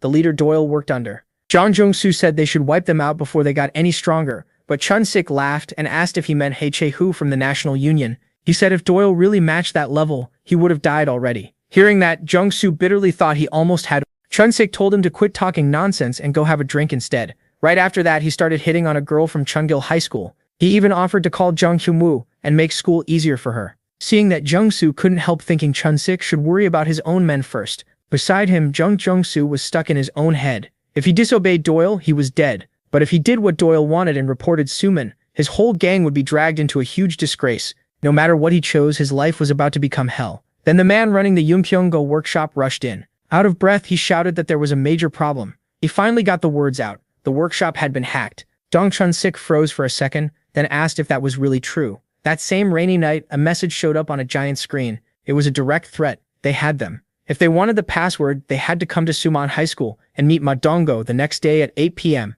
Somewhere else, one of Chun-sik's followers showed him his phone and confirmed that Ma Dong-go was the same kid from Suman School. Chun-sik was already on a call, clearly irritated. Then things got worse. The Sejmun workshop had been robbed too. That sent him into a rage, and he crushed his phone in his hand. He repeated Ma Dong-go's name, then burst into a furious curse. Far from all that, Doyle kept walking through the rain like nothing was wrong. Then he suddenly stopped like he'd sensed someone. Back at the hacked workshop, Chun-sik asked what ransomware even was. He figured the problem would be easy if they just had the password, then yelled into the phone for the caller to explain it properly. By now, the pressure was clearly getting to him. Their heated talk stopped when someone important arrived. A follower quickly announced the boss had come, and everyone bowed at once. It was Wang Gakhui, the top leader. Jang Chun-sik stepped up and apologized for not welcoming him sooner. Gakhui sat down and coldly asked where Suman High School was. That caught Chun-sik off guard. Gakhui then mentioned a new kind of betting game going around in prison. The story cuts to a prison meeting room. There, Gakhui had visited Bae Ju Chul, who was now in a wheelchair.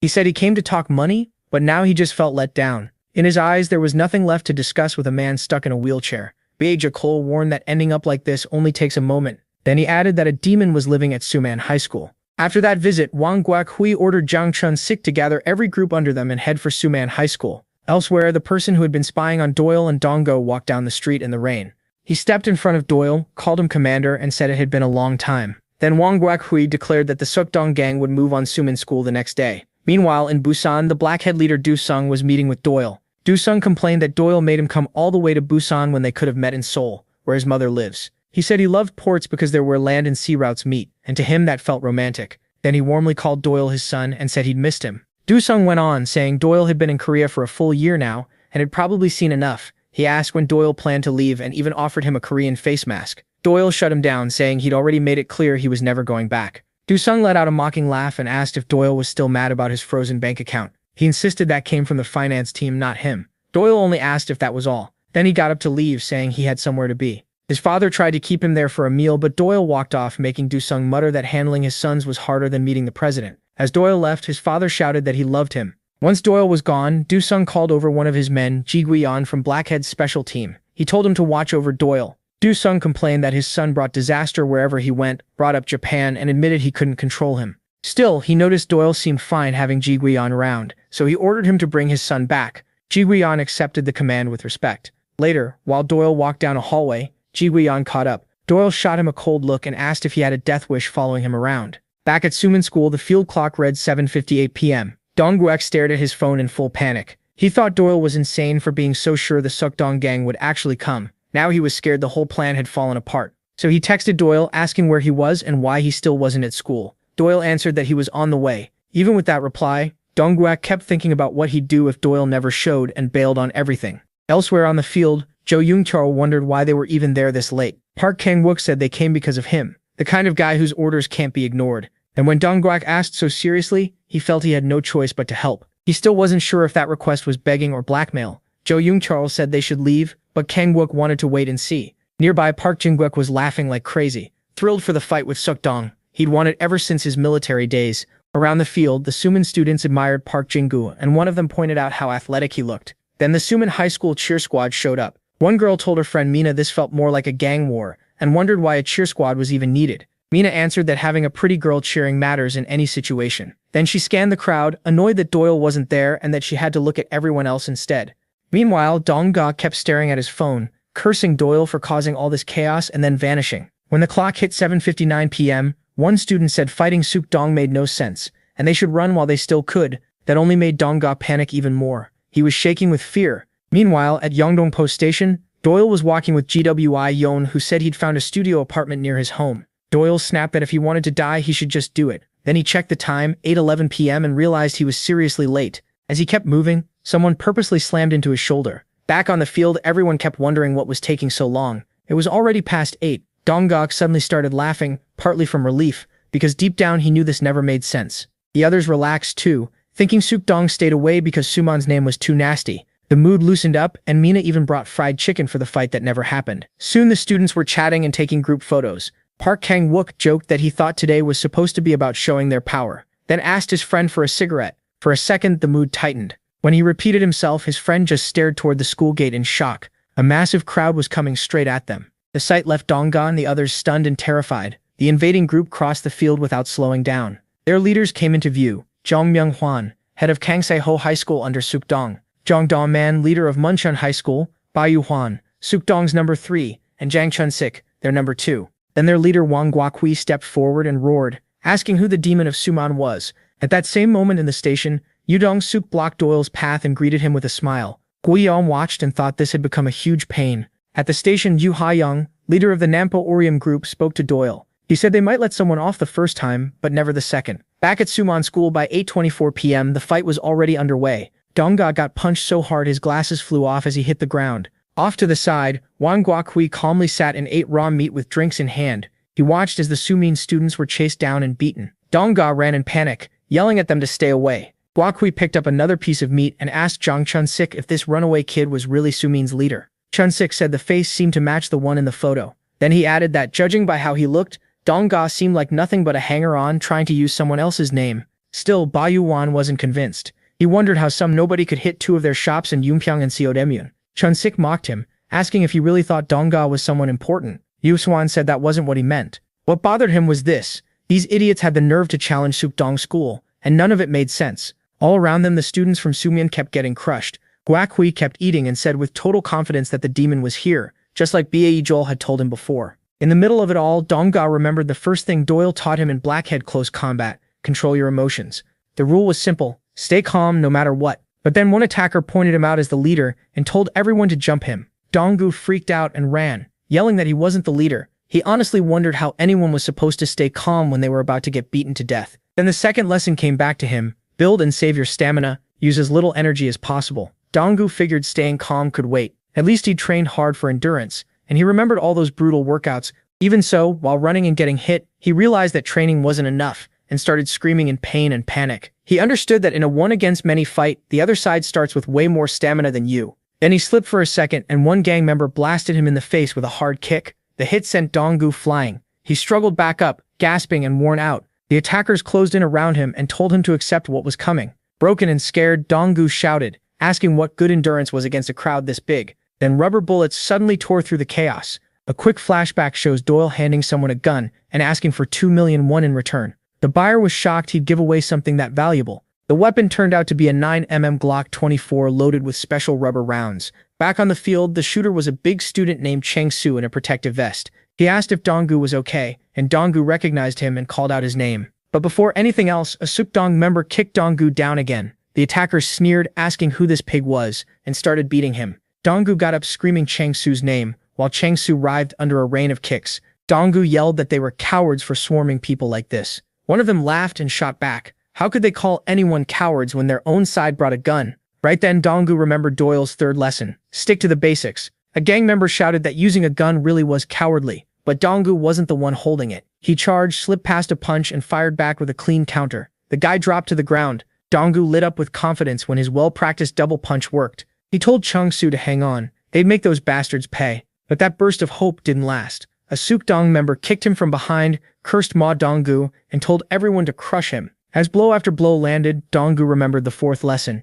use your grudge and your willpower. He kept taking hit after hit. The Sumin students saw how bad it was. They were outnumbered 10-1. Zhao Yuncheol told Park Kang-wook they had to run. Zhao Yuncheol was already bolting and yelling for him to come too. After a brief pause, Park Kang-wook chased after him and told him to wait. Then Park Jin-gu jumped in and showed his insane strength, dropping 30 Sukdong members by himself. Ba Yu-hwan watched and admitted Park Jin-gu was strong, just like you'd expect from Ulgaring's former number 3. Still, he dismissed the rest of Suman as useless. At the same time, Jang Chun-sik shouted for his men to move and herd the others into the middle of the field to finish them off. It was 8:42 p.m. now, and Ba Yu-hwan still couldn't shake the feeling that something was wrong. How had these school punks hit their workshops, and how did they even force Wang Guokhui to show up himself? By then, the Suman students were completely drained. Park Jin-gu wondered if this was Sukdong School's famous hunting style. On the field, Jang Chun-sik barked at his gang, asking why they were still standing around, then ordered them to end it now. The attackers rushed the terrified Summon students. Meanwhile, one cheerleader told Manhwa this wasn't the time to keep eating fried chicken. The others said they should at least call the police, but Manhwa mocked the Summon students as losers, then realized her phone was gone. Suddenly, Jang Do-mina stepped in front of them and roughly asked what the two pretty girls were doing here. Elsewhere, Park Kang-wook and his friend were sprinting down the street, and his friend told him to hurry. Park Kang-wook stopped, breathing hard, and said he had to go back. Jo Yoon-chul stared at him like he was insane, asking if he'd lost his phone, and telling him to search for it tomorrow instead. But Park Chang-gu remembered the promise he made to Dong-gu. He told his friend that he was Park Chang-gu, the guy who's always suffering so pain didn't scare him anymore. Jo Yoon-chul could only stare, totally confused by that logic. Back at school, the cheerleaders were being carried off over Jang Do-man's shoulder, humiliated and silently swearing revenge.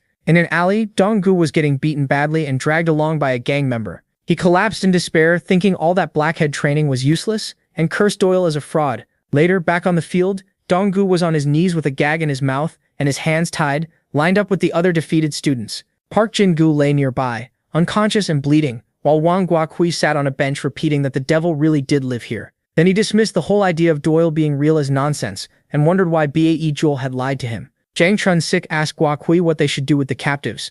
Guokhui told them to start the punishment. The first student would lose an eye, and the next would have both ears torn off. For Chang-su, he ordered a leg crushed so he could be used as a seat. And for Ma Dong-gu, who fought back to the very end, he gave a simple order: kill him. Guokhui then explained the cover story to Jing Myung-hwan. They'd frame it as a fight between Kang Se-ho and Suman where one troublemaker sadly died. He asked if the story worked, and Myung-hwan said yes. Myung-hwan promised to gather students with records and clean everything up without trouble. Guokhui laughed coldly as the prisoners shook in fear. Jang Chun-sik sneered at one student and asked if he finally understood his mistake. The student broke down, screaming and begging them to forgive him this one time. Guokhui ignored him, looked over at the tied-up Dong-gu, said he had fought to the end, and asked if he really was their leader. Then Wang Guokhui ordered that same captive student to kill Dong-gu himself. He tossed him a knife and said his punishment would be cancelled if he did it. The student froze, remembering Guokhui's order to gouge out one of his eyes. While Jang Chun-sik and another thug watched with mocking smiles, the student reached out with a shaking hand and took the knife.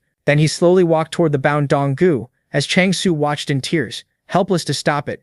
Standing in front of Dong-gu, the student cried and blamed him, asking why he'd done something so stupid, and what weak people like them ever thought they could change. Through sobs, he said losers like them were never going to win in the first place. Dong-gu flashed back to the years when he got bullied everywhere, all the time, while the student said enduring pain was the one thing they were good at, and they should have kept suffering in silence. Back in the present, two Sukdong members mocked his breakdown, saying this was getting boring. The student kept yelling at Dong-gu, asking what right they ever had to try to save anyone else. Jang Chun-sik finally lost patience, hit him and ordered him to quit crying and stab Dong-gu now, warning that he'd die too if he refused. With both hands shaking, the student gripped the knife under that pressure. The gang members screamed for him to hurry, and at last he let out a huge scream. Then a gunshot cracked through the air. Nearby, the cheer squad girls were tied up and gagged in an alley. On the field, Dong-gu looked up in shock, thinking Kim Do-hil had arrived. But it was Park Kang-wook, standing in the rain and ordering Suk-dong to stop. Kang-wook blamed himself for coming back and called himself crazy. He felt like everything since Il Gayong fell had stopped feeling real. He remembered Do-il asking for his help, and how he'd wondered why he should help an enemy at all. But Do-il reminded him that he was from Summon High School too. Kang-wook admitted he might really have lost his mind for falling for words like that. Then he shouted at Suk-dong to get out of their school right now. Jang Chun-sik mocked him, asking why he was telling them to leave when Summon was the one that invited them. Then Jang Chun-sik moved in a flash, knife in hand, aiming straight for Kang Do-look. Kang Do-look instantly realized this wouldn't be easy. Jang Chun-sik shoved a knife at the student and told him to finish Dong-gu fast or end up just like him. Park Kang Do-look was already hurt and coughing hard while the Suk-dong guys screamed for the student to stab Dong-gu. The student kept thinking about those earlier words, "It's our turn now," and saw them as total nonsense. To him, people like them were never meant to have a turn. Then he broke down and shouted that it was never going to be their turn in the first place. Right then, Chang-su yelled at Sang-chul, begging him not to stab Dong-gu. Sang-chul froze for a second and Dong-gu shut his eyes, ready for the end. Then a blinding light hit the field, and a motorcycle tore through a group of Suk-dong members, launching them into the air. Doyle had finally shown up. He stepped through the rain without a hint of fear, while gang members closed in from both sides, and the tied-up cheerleaders stared in shock. Doyle asked GWI-yeon how many enemies there were, and he answered 87. After that, Doyle asked for his help, and GWI-yeon agreed right away. Dong Young-hwan had no idea who this guy was, and charged straight at him. He never made it there. Doyle dropped him with a flurry of punches, then kept moving forward with GWI-yeon like none of this was a big deal. Sang Chai looked at Doyle as tears filled his eyes. For a brief second, the whole moment hit him hard. Then Sang Chai started crying in relief. Doyle walked over to him. He told him to stand up and said it was their turn now. Earlier at the train station, the speaker had announced a train leaving for Busan. Ju Ha-young told Doyle he might let an enemy slide once but not twice. Seeing Doyle again, he called it fate. Then Ju Ha-young invited him out for a drink. Yu Jung-suk noticed Doyle seemed rushed. Ha-young handed him a key. He said the place was right in front of the station's first exit. Then he left, saying they'd definitely get that drink next time. Once he was gone, Yu Jung-suk asked Ju Ha-young why he kept helping that kid. Back on the field, Doyle and Gi-hein were tearing through Sukdong like it was nothing. Dong-gu could only stare. He had no clue who Doyle's helper was, but the two of them had already taken down more than 70 people in no time. Off to the side, Mina had somehow gotten free and was calmly eating fried chicken while cheering for Doyle, leaving Dong-gu wondering who untied her. On the Suman field, a student ran up to Park Kang-wook and asked if he was okay. Kang-wook said he was fine, joked that he was still the forever pummeled Kang-wook, and asked what other reason he'd have for showing up.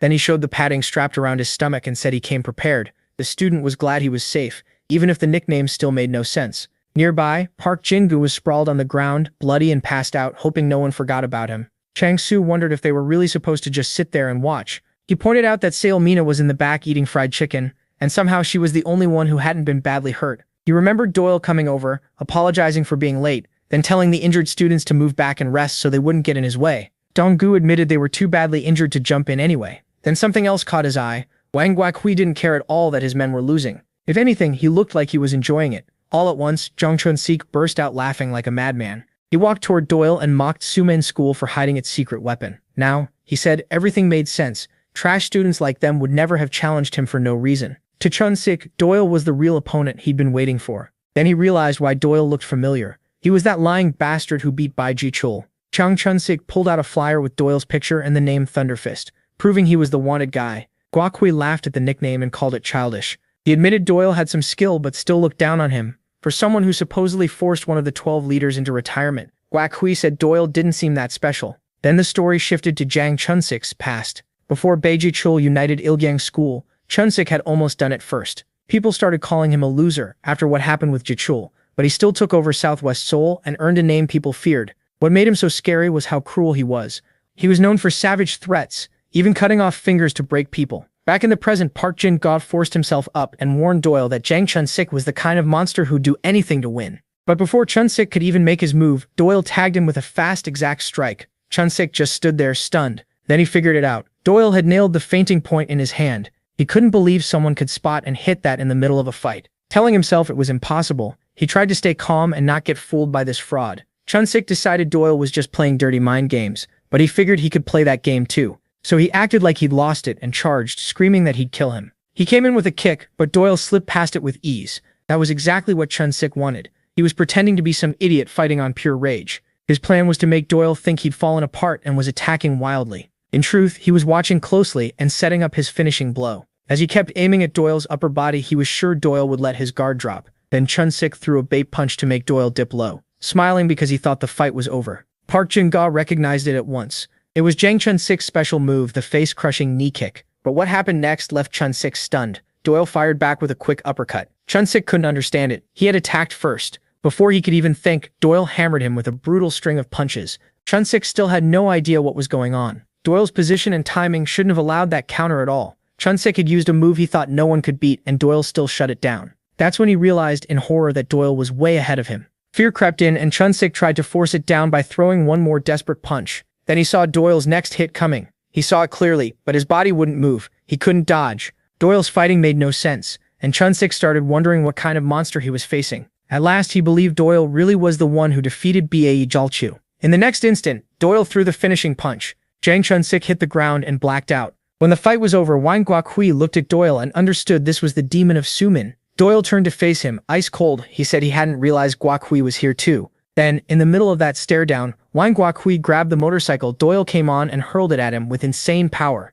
Doyle barely got out of the way before the bike smashed apart on the ground. Guokhui stood there flexing. The Sumin students were speechless. One could barely believe Guokhui had really thrown a motorcycle, and the others started thinking the rumor was true that he'd killed a bear. Was this guy even human? Meanwhile, Park Jin-ga told Dong-ga that Doyle was in for a hard fight. He warned him not to underestimate Guokhui either. Then Jia Wei-young got blindsided by a sudden attack from Ba Yu-hwan, Sukdong's number 3. Park Jin-ga explained that Yu Huan had actually been number 2 at Sukdong before Jang Chun-sik showed up. He said that in pure fighting skill, Yu Huan was several levels above Chun-sik. That shocked Dong-go, who asked why he was only number 3. The reason was simple. Chun-sik was better at making money for the gang. Because of that, Yu Huan got pushed down in rank. Park Jong-go went on, revealing that Ba Yu Huan's father was Bae Sok-go, the first champion of the OFC. So Yu Huan was born with a fighter's blood and was a natural genius. Back in the fight, Yu Huan mocked GW Yun for just standing there and asked if he didn't know how to attack or just couldn't find an opening. Doyle answered for him, telling GW Yun not to kill the guy. GW Yun said he was only judging how much strength to use.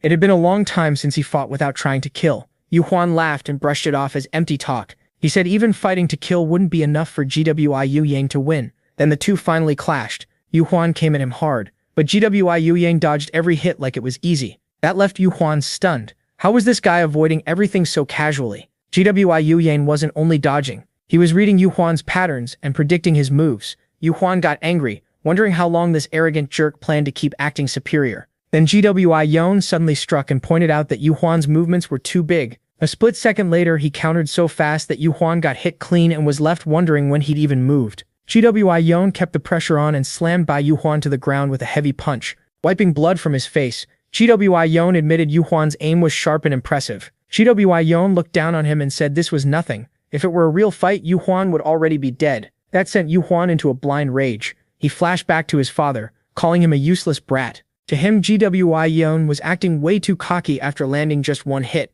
So he charged in, yelling threats as he came. Watching closely, Dong-go realized Yu Huan was insanely fast. Even so, GWI Yun slipped past the attack with ease. That only made Yu Huan madder. He cursed him out and swore he'd see how long he could keep dodging. Park Jung-go was stunned by how fast GWI Yun was. He recalled Zhongchan once warning him never to fight that man. Still, Jung-go grew tense as he watched. GWI Yun was avoiding the attacks by a hair, and the fight was brutal. He felt Yu Huan might catch him at any second. But from GWI Yu Huan's side, dodging Yu Huan's non-stop attacks was simple. Then GWI Yu Huan suddenly fired back with a hard punch. Yu Huan cried out in pain. GWI Yu Huan noticed he'd hit a vital spot by reflex. That worried him. He didn't actually want Yu Huan to die, so he moved to finish it fast and asked which Yu Huan wanted broken, an arm or a leg. Those words brought back ugly memories for Yu Huan as he writhed in pain. He remembered his father mocking him, asking why he hadn't inherited everything and why he was still beneath him. Inside, Yu Huan rejected every word and told himself his idiot father was wrong. Fueled by anger, he shouted that he was the superior one. Everything he'd done, every fight was to prove it.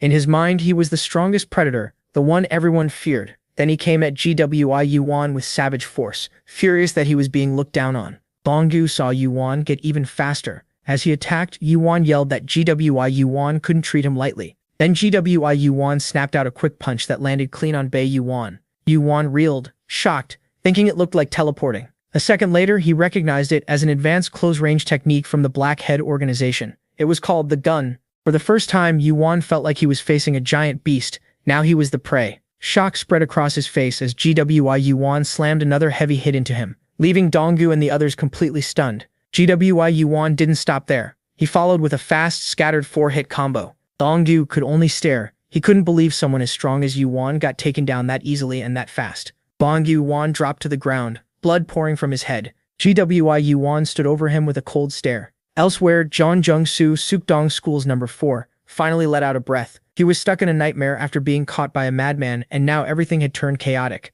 In his hands was the member list. He had been forced to give up. At the Gimcheon Juvenile Detention Center, Seung-kun, the leader of Jongkun High School, got a hostile visit from BAE. Seung-kun couldn't understand how BAE, who could barely walk, still hit that hard. BAE said he'd heard about Kwan's attack on Sumin School. Seung-kun said he'd only heard a little in the visiting room. But once BAE realized that was all he knew, he suddenly stabbed him in the neck. BAE knew this was exactly how the protagonist operated, so he was sure MC was behind all of this. Somewhere else, two men were talking about the same thing. One told Wan, the number 2 man in the National Union's third team, that Kwan was attacking Sumin School. Wan added that a strong rumor said someone at Sumin was the one who forced BAE into retirement. The other man thought it was only a rumor, but said if he was serious, Sumin had no chance. There just weren't many monsters on the protagonist level. Back at Sumin, Doyle kept pressing MC with fierce attacks. Kwan didn't even try to dodge. He just tanked the hits with raw toughness, leaving Donggu wondering what kind of monster he was. He kept throwing dangerous non-stop blows at Doyle, but Doyle avoided them cleanly.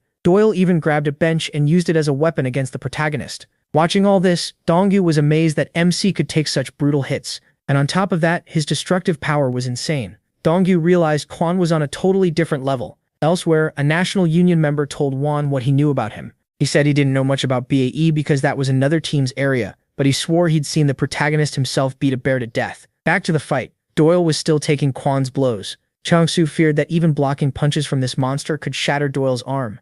Even so, Doyle never backed off, and MC rushed him with another crushing hit. Doyle slipped around it neatly. After that, they traded punches at blinding speed. Doyle was moving unbelievably fast. Donggu couldn't get over it. How could someone as huge as Quan be this fast too? To him, he felt like a broken game character.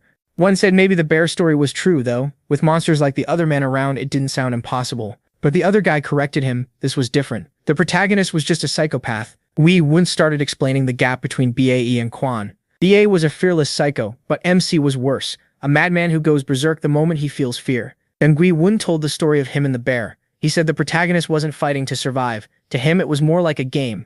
He was born with a body far beyond normal human limits, and had never felt fear once in his life, so he desperately wanted to experience it. Wei Wun called that reverse fear. He ended by saying that standing in front of Quan was like facing despair itself. Terror showed on Gui, Dongguan, Mana's faces, but in the middle of the fight, with blood running down his face, Doyle started to smile. Back in his cell, BAE laughed to himself and wondered if MC had finally run into Doyle. In an instant, Doyle flashed forward, struck Quan, and sliced off his ear. He grabbed his head and screamed in pain and fury. In prison, BAE stood there bloodied, wearing a chilling smile as he wondered if the protagonist was finally feeling it. Doyle answered MC's scream by telling him to shut up, reminding him that it was Then BAE thought back to that strange feeling he had during his own fight with Doyle. At the same time, Quan's face twisted with pure rage. The scene then cuts to a police station, where Jung-Soo sat across from Officer Chung-Sik. The officer confirmed Jung-Soo had been running an illegal gambling site and was now turning himself in, and Jung-Soo said yes. Then the officer asked why he suddenly surrendered. This wasn't his first crime, so what was the trick this time? Jung-Soo hesitated. The officer warned him. Did he really think he could betray Quan and walk away? Police protection would only go so far, and Jung-Soo knew it. The narration then talks about how humans rose to the top of the living pyramid. It says they got there because of intelligence, the thing that let them form groups and use tools. Without that intelligence, humans would stand in a very different place. Even a strong human becomes strong through repeated training, and that also takes intelligence. But then comes the question. What if someone were born with power beyond human limits? That would mean a monster had been born. That was Quan's life. In the past, he could do 100 pull-ups while weighing over 100 kilos without even looking tired. From birth, his physical ability was far beyond any normal person. In another flashback, a teacher couldn't believe the story that a student had killed a bear alone, and people began calling him a monster. That's how he became known as the monster, Quan. Only a handful in the country could even compare to him. Back at Sumin, the protagonist's severed ear lay on the ground. The narration says this monster had now met something even greater. Blood ran down MC's head as he asked Doyle who he was, pointing out that he was fighting bare-handed. Doyle casually moved like he was cleaning his ear. Watching from the side, Dongguo was stunned, wondering if Doyle had just ripped his ear off. Then he corrected himself. It looked more like a clean slice. BAE remarked that even Quan probably couldn't handle Doyle. Meanwhile, the protagonist was in disbelief, wondering what trick Doyle had used and how something this impossible happened. Then MC suddenly attacked while Doyle was still talking. Doyle dodged it without trouble. Their brutal fight kept going. Quan's rage exploded and he unleashed a storm of fast punches at Doyle. But Doyle kept weaving around them with quick, sharp movement. Dong realized he couldn't even follow him with his eyes. Even then, Doyle still managed to block one of the protagonist's crushing punches, and the exchange kept going at crazy speed. Guiyang watched in amazement. He could tell Quan was a top-tier fighter fit for field missions, and he couldn't understand how someone like that was still stuck in Korea's high school scene. Then Doyle fired back with a heavy punch that landed square on MC. He screamed as the blow hit with brutal force. But Guiyang also understood one more thing. The protagonist's opponent was Doyle. The scene shifts back to the police station. At the station, an officer questioned Janongao-su. He summed up Janonggao's wild claim. Someone sent him a video of himself killing a man, threatened to do the same to him, and forced him to turn himself in. The officer asked where the video was. Earlier, Janonggaosu had screamed when his computer suddenly blew up. Now he told the officer the PC exploded by itself, and the officer mocked him, asking if he was drunk. Jung-Soo swore he was serious, and said the video was more than some normal murder clip. Back at the fight, Kwakwi stared at Doyle in shock, wondering how someone like him could even be human. To him, this was getting interesting. Doyle already guessed Kwakwi would try another sneak attack mid-conversation. Kwakwi charged with everything he had, saying he'd been waiting for someone like him. He swung hard, but Doyle slipped past it again. Watching from the side, Jingu was stunned. Kwakwi had finally caught Doyle. Doyle didn't panic. He moved at once and fired a strike at Guakwei. Seeing that, Guakwei feared Doyle was about to slice off another part of his body. He hurled Doyle away and quickly backed off, but Doyle landed right in front of him and called him a scared cat. Guakwei froze at the insult. Him, a coward? Then Doyle hit him again. Inside, Guakwei kept fighting the truth. He refused to admit he was scared. Jingu watched in confusion, wondering if that last hit had messed him up. Still, Guakwei roared that it was impossible for him to feel fear. Doyle only looked at him and said he was getting annoying. Then he chose an advanced move from the blackhead fighting style, the double burst. At the same time, back at the station, Jung-soo revealed something shocking. He told the officer the man killed in Doyle's video wasn't just anybody. He was a Colombian presidential candidate, who vanished 2 years earlier. Back on the field, Doyle's attack wrecked Guakwei. In his mind, Guakwei fell into total darkness, then looked up and saw something huge coming down at him. It was like a giant finger crashing from above, and Guakwei knew he couldn't stop it. His defeat was certain, and everyone watching, including Jean, Mina, and Jingu, was left speechless. Doyle stepped up and stood over Guakwei's fallen body. Imprisoned, Bae asked Guakwei if Doyle had really been that impressive. Somewhere else, Ho could barely believe what he'd just seen, and asked if he saw it right. At Summer Field, Donggu exploded with joy and yelled that they had won. Doyle shut that down right away. He said he won, not them. Guakwei and his men were sprawled across the ground, completely beaten.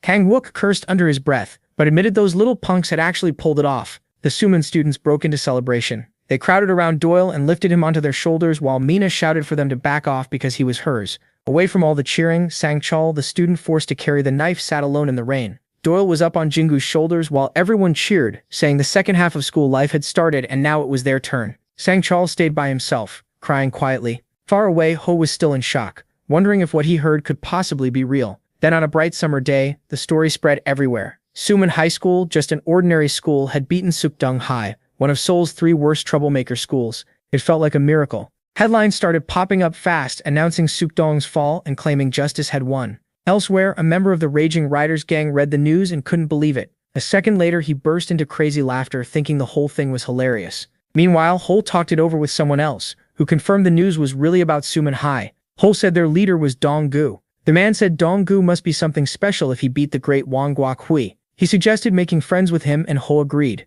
And Ho ordered them to bring Donggu over nicely and try to recruit him. That man was Yu, one of the National Union's 3 pillars, and word of Suman's win was spreading fast. But for one person, that day never stopped hurting. Sang Chae-ol sat on a rooftop with Donggu, thinking he couldn't act like nothing happened or go back to normal after what he'd done. He was eaten up by guilt and said he couldn't carry it much longer. Even so, he thanked Donggu for still being kind to him. Looking at a phone photo labeled "Our Time at Suman," he promised himself he'd treasure that memory. After that, Sang Chae-ol's friend transferred schools. Later, in the anime club room, Donggu was shouting at Jingu and the others. He asked why they kept hanging around the club when they didn't even watch anime. It seemed they came because Sang Chae-ol's friend was gone. Jingu coldly asked Doyle who he should kill first. At the same time, Mina complained about the heat. Donggu snapped, saying the AC was already set to 18 degrees, and reminded her to wear the official uniform during indoor club time. He was even more shocked to see Kang Wook there, but Kang Wook said they were the ones who asked for his help in the first place. Donggu suggested taking a group photo while Donggu yelled at him to stop coming to school in just his underwear. They took the picture, and little by little, their strange family kept growing. Suman itself was changing.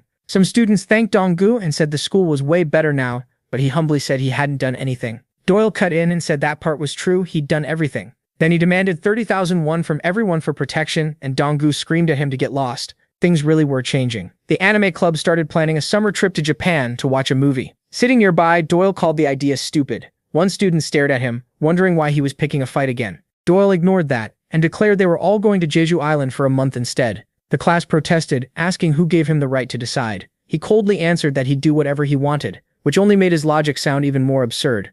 Doyle then told the class that no matter what, everyone had to get ready. Once summer vacation started, they would begin a special project. Doyle was revealed to be the training leader, and Jine the instructor. The project was called Weakling Rehabilitation Project, Hell Training. Donggu protested, asking how Doyle could make the calls, when Donggu was supposed to be the leader, but Doyle gave the same cold answer. He'd do as he pleased. And just like that, summer vacation began. On Jeju Island, Mina and her friend were thrilled to be staying there for a whole month. Her friend suggested a new photo app that makes you look like a celebrity, and Mina got excited right away, ready to take fancy pictures. Mina joked and asked if anyone wanted to oil up her body. Doyle, close by, offered to do it for 100,000 won per body part. Mina got annoyed by the crazy price, while Donggu yelled, wondering why everyone had followed him there. Meanwhile, hell training had already started, and Jine was shouting for the students to move faster, and asking if they planned to kill someone or not. He even warned that anyone who tried to run away would die. Some students had skipped training by saying their parents didn't allow it, and Donggu wished he'd used the same excuse.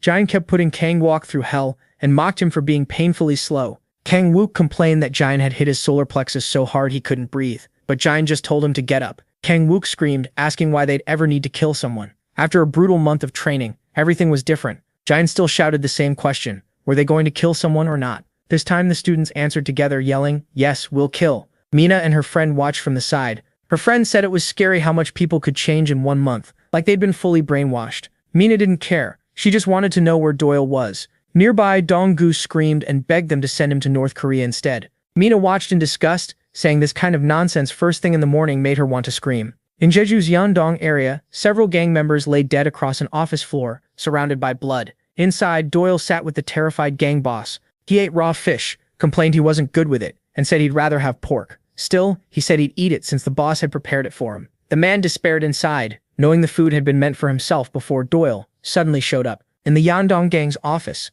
its leader Han Il nervously asked Doyle why he came. Doyle told him to stop being so formal. That only scared Han Il more. He remembered losing several gold teeth because of Doyle before, and Doyle had even wondered then if he should just kill him. Doyle kept talking in that cold tone, asking what Hanwil had been up to lately, and mocking him by asking if he was still kidnapping kids. Hanwil quickly denied it, and said he was trying to live honestly now. Doyle didn't buy it. He flat out said Hanwil was lying, and revealed he already knew about the secret illegal fighting ring. Hanwil froze, wondering how much Doyle really knew. He tried to brush it off, calling it a small game between them. Doyle said it looked pretty big for a small game, then complained the fish tasted too fishy now so he couldn't eat anymore. Han Il was quietly irritated, since Doyle had already finished it all. Then Doyle laid out the rules: 10 fighters, a ring 5 meters high, and the last one standing wins, with no rules or weight classes. He called it insanely extreme and kept eating, which only made Han Il more annoyed. Han Il quickly tried to defend it, saying they planned to change the rules little by little and make it safer. Doyle cut him off and said the no rules part was great. Real fights don't have rules anyway.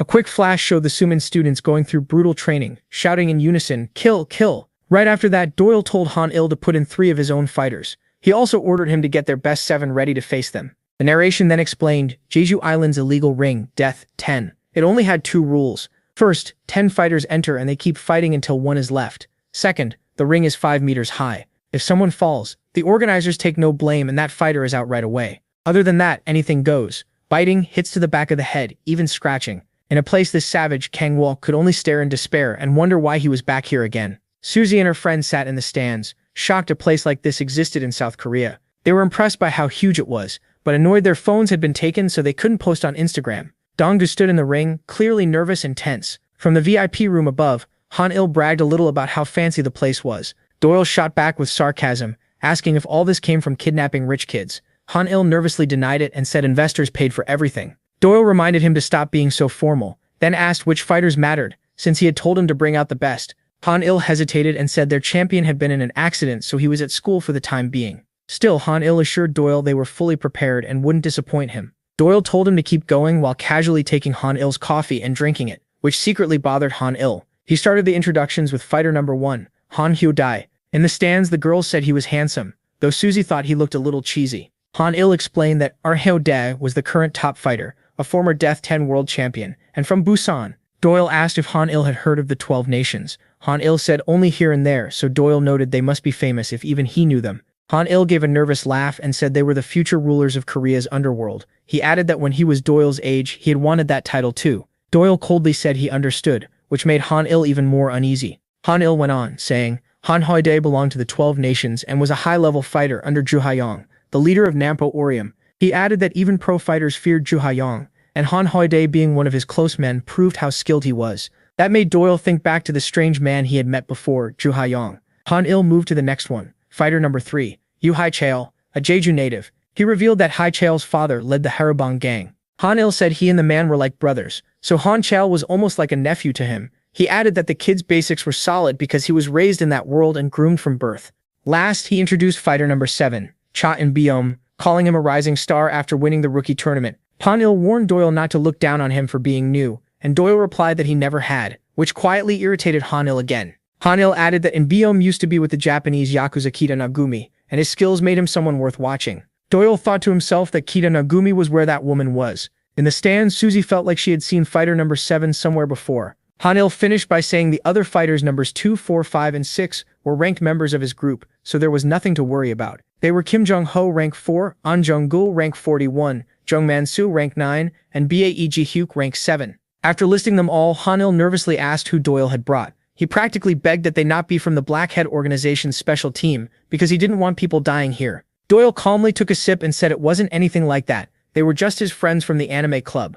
Han-il was stunned. He wondered what anime even meant, and even more how someone like Doyle could have friends at all. After finishing the drink, Doyle cut him off and told him to start the match already. Han-il got annoyed again since Doyle had emptied the whole cup too. In the ring, the announcer came out in a bunny costume and introduced herself as Yu-ah, the mascot of Death 10. As the crowd roared, she welcomed everyone to the surprise match, promising a bloody, fun Saturday night and a thrilling fight. The audience cheered loudly for Death 10. Then the 10 fighters were introduced by number, starting with number 1, An Hyo-dae, number 2, Kim Jong-ho, and number 3, Yo-hae-chul. Then came number 4, An Jung-gu, number 5, Jung Man-soo, and number 6, Bae Ji-hyuk. After them were number 7, Cha In-beom, number 8, Park Jin-gu, and number 9, Park Kang-wook.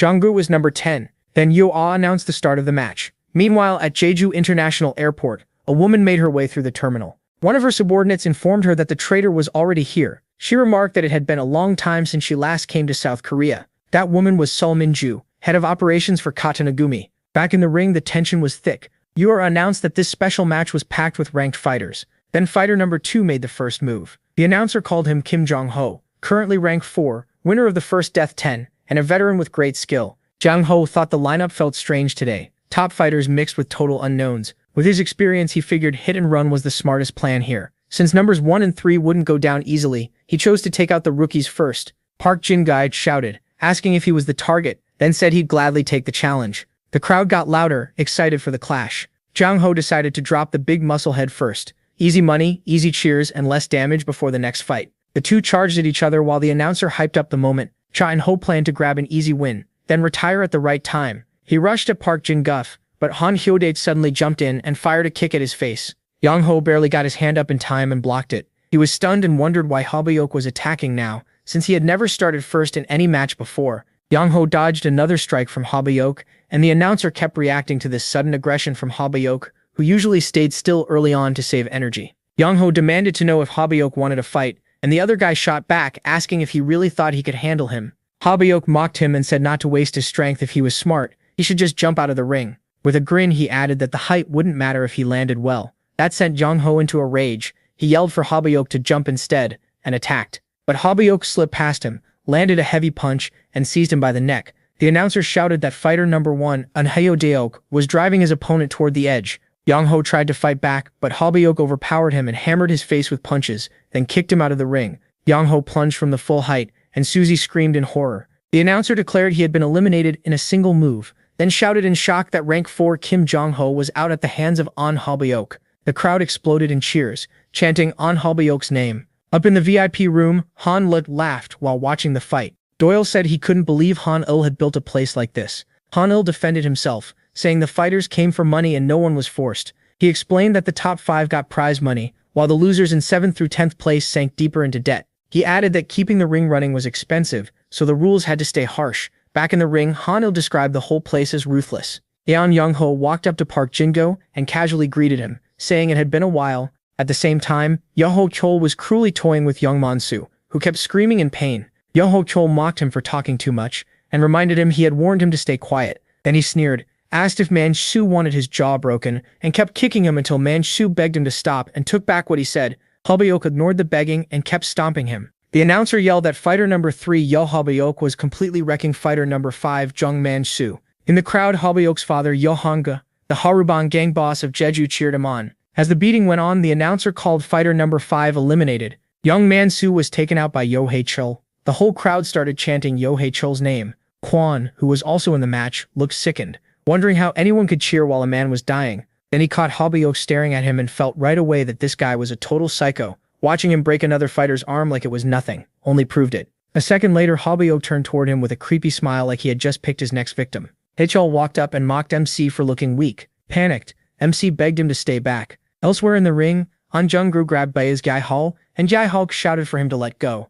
Jung-gi was taking hit after hit, and clearly hurting, but he still refused to loosen his grip. John Hyuk was stuck. Jung-gi clung to him so tightly that he couldn't attack right or defend himself either. Cha and Byum and Ah and Jung-gi were teaming up against BAE John Hyuk. The announcer praised how well they were working together. Then Cha and Byum landed a clean shot to John Hyuk's face, and John Hyuk cursed them as dirty cowards. Even with body shots pouring in, Ah and Jung-gi still wouldn't let go of John Hyuk. John Hyuk finally grabbed him and threw him off. The announcer shouted that the number 7 ranked fighter wasn't going down so easily. John Hyuk broke through their teamwork and charged in. He went head-to-head with Cha and Byum in a brutal exchange. Now John Hyuk's years of experience started to show. Little by little, he took control of the fight against Byum and drove him toward the edge. With Byum close to falling, John Hyuk said it was over. Just as BAE John Hyuk threw the final punch at Cha and Byum, his fist suddenly stopped. John Hyuk froze, confused about what had just happened. The announcer cried out that a savior had appeared at the perfect time. Ah and Jung-gi had grabbed John Hyuk from behind. Furious, John Hyuk called him a damn leech and wondered when he got there. The announcer explained that player number 4, Ah and Jung-gi, had caught BAE John Hyuk's leg. And Byum jumped on the chance and attacked, while the announcer shouted that nobody survives a 2-on-1 beating. The 2 lower-ranked fighters kept overwhelming the 7th-ranked John Hyuk, and Byum kept hammering him. Jung-gi held him in place while the other kept hitting without stopping. At last, Byum finished the fight with one last punch. BAE John Hyuk was eliminated. The 2 fighters stood there breathing hard, getting ready for whoever came next. Jung-gi watched in shock, wondering what kind of insane rules this was. He complained that no real sport allows gang-ups and called the whole thing madness, but the announcer sounded thrilled, saying the ranked fighters were dropping one after another. This, she said, was what Death 10 was all about. She urged the crowd to get even louder. Meanwhile, at the Harubang gang's office in Jeju, Yoo Hyun-gyu and his men lay dead in pools of blood. So Minju was there, and one of her followers reported they had recovered every USB Han-gyu had sold. Minju asked where that person was now. After checking the info, she confirmed the target was at the Death 10 arena. Back in the ring, Yoo Hae-chul walked up to Kwon and asked what his weird nickname, FIP, meant. He said it stood for Forever in Pain. Him that he'd suffered so much he had started to enjoy it. Then he offered a deal. Take out the other fighters together first and meet again in the finals. Hae-chul turned him down. He said Kwon looked too weak, and tormenting weak people was his favorite thing in the world. In another part of the ring, Jung-gi was getting battered by Byum. He tried to fight back, but Ah and Jung-gi jumped in again and grabbed him from behind, making Jung-gi even madder. Byum kept punching Jung-gi in the face. The announcer pointed out that players number 4 and 7 were teaming up again. She shouted that player number 10, Ma Jung-gi, was getting crushed, while Jung-gi yelled out, and then Ah and Jung-gi suddenly fired a heavy kick at his face. Jung-gi barely blocked it. Hyodai scolded him, asking how anyone could take their eyes off an opponent in a fight, and whether he needed the basics taught to him again. That led into a look back at the past, specifically the First Namyeol War, a major clash between the Nampo Oryom and Ilgayong groups. They fought for control over runaway teens, and the battle lasted 3 full days. In the end, Ilgayong was badly humiliated, and Nampo Oryom came out on top. An Hyodai said that even with Ju Hae-young away overseas, Bae Jachul of Ilgayong was still incredible. He was a monster who nearly crushed Nampo Oryom by himself. Hyodai added that if that beast of a man hadn't existed, things never would have led to a second war. Then he mocked Jingu for the way he was glaring at him, and asked why he was bringing Bae Jachul up again. Jingu answered that Jaichul was dead. In the ring, Jingu thought about how badly he once wanted power, even if it meant selling his soul, but he realized that old self was gone now. He declared that a new master had risen inside his chest. Then Jingu challenged Hyodai to come at him with everything he had, calling him interesting. Hyodai rushed straight at him. The announcer exploded with hype, saying the star of Death 10, player number 1, Anhura Hyodai was moving at inhuman speed. Hyodai charged so fast it shocked the crowd and swung a brutal kick at Jingu. Even though Jingu blocked with his hand, the impact still sent him flying. Then An Hyodai attacked again.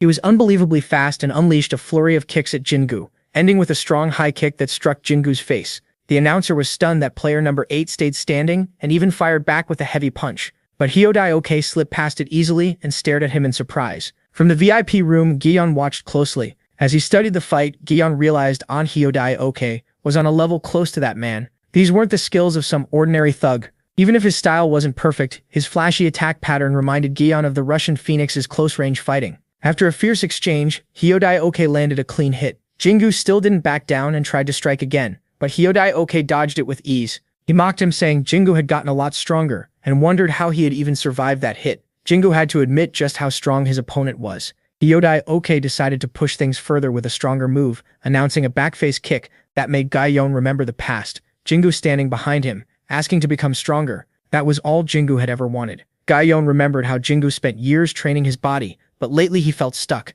No matter how hard he pushed, it only got harder, like he was sinking instead of moving forward. Eventually, he started believing he'd been born with limits he could never break. Back in the present, the announcer shouted in shock because Jingu had endured the kick. The crowd whispered in disbelief, asking how this rookie was still hanging on, and praised the strength of player number 8. The announcer explained that An Hyodai-oke's back kick had missed Jingu by the tiniest margin. That started to annoy Hyodai-oke. Jingu used the opening to close the distance. The two kept trading hard blows. Then Hyodai-uke was caught off guard by how powerful Jingu's punches were. The announcer got even more excited, wondering where this hidden gem came from, and saying he was insanely strong. As the crowd got louder for player number 8, Jingu grew fiercer, throwing every strike with more power and will. He asked himself if this was really as far as he could go. Then he let out a roar full of resolve. Jingu charged with everything he had and threw a punch at Hyodai-uke, but Hyodai-uke answered with a devastating counter. The blow snapped Jingu's head back. Pain ripped through his jaw and blood spilled from his mouth. He was launched to the floor and rolled across the ring, while Gaeyeon watched in silence.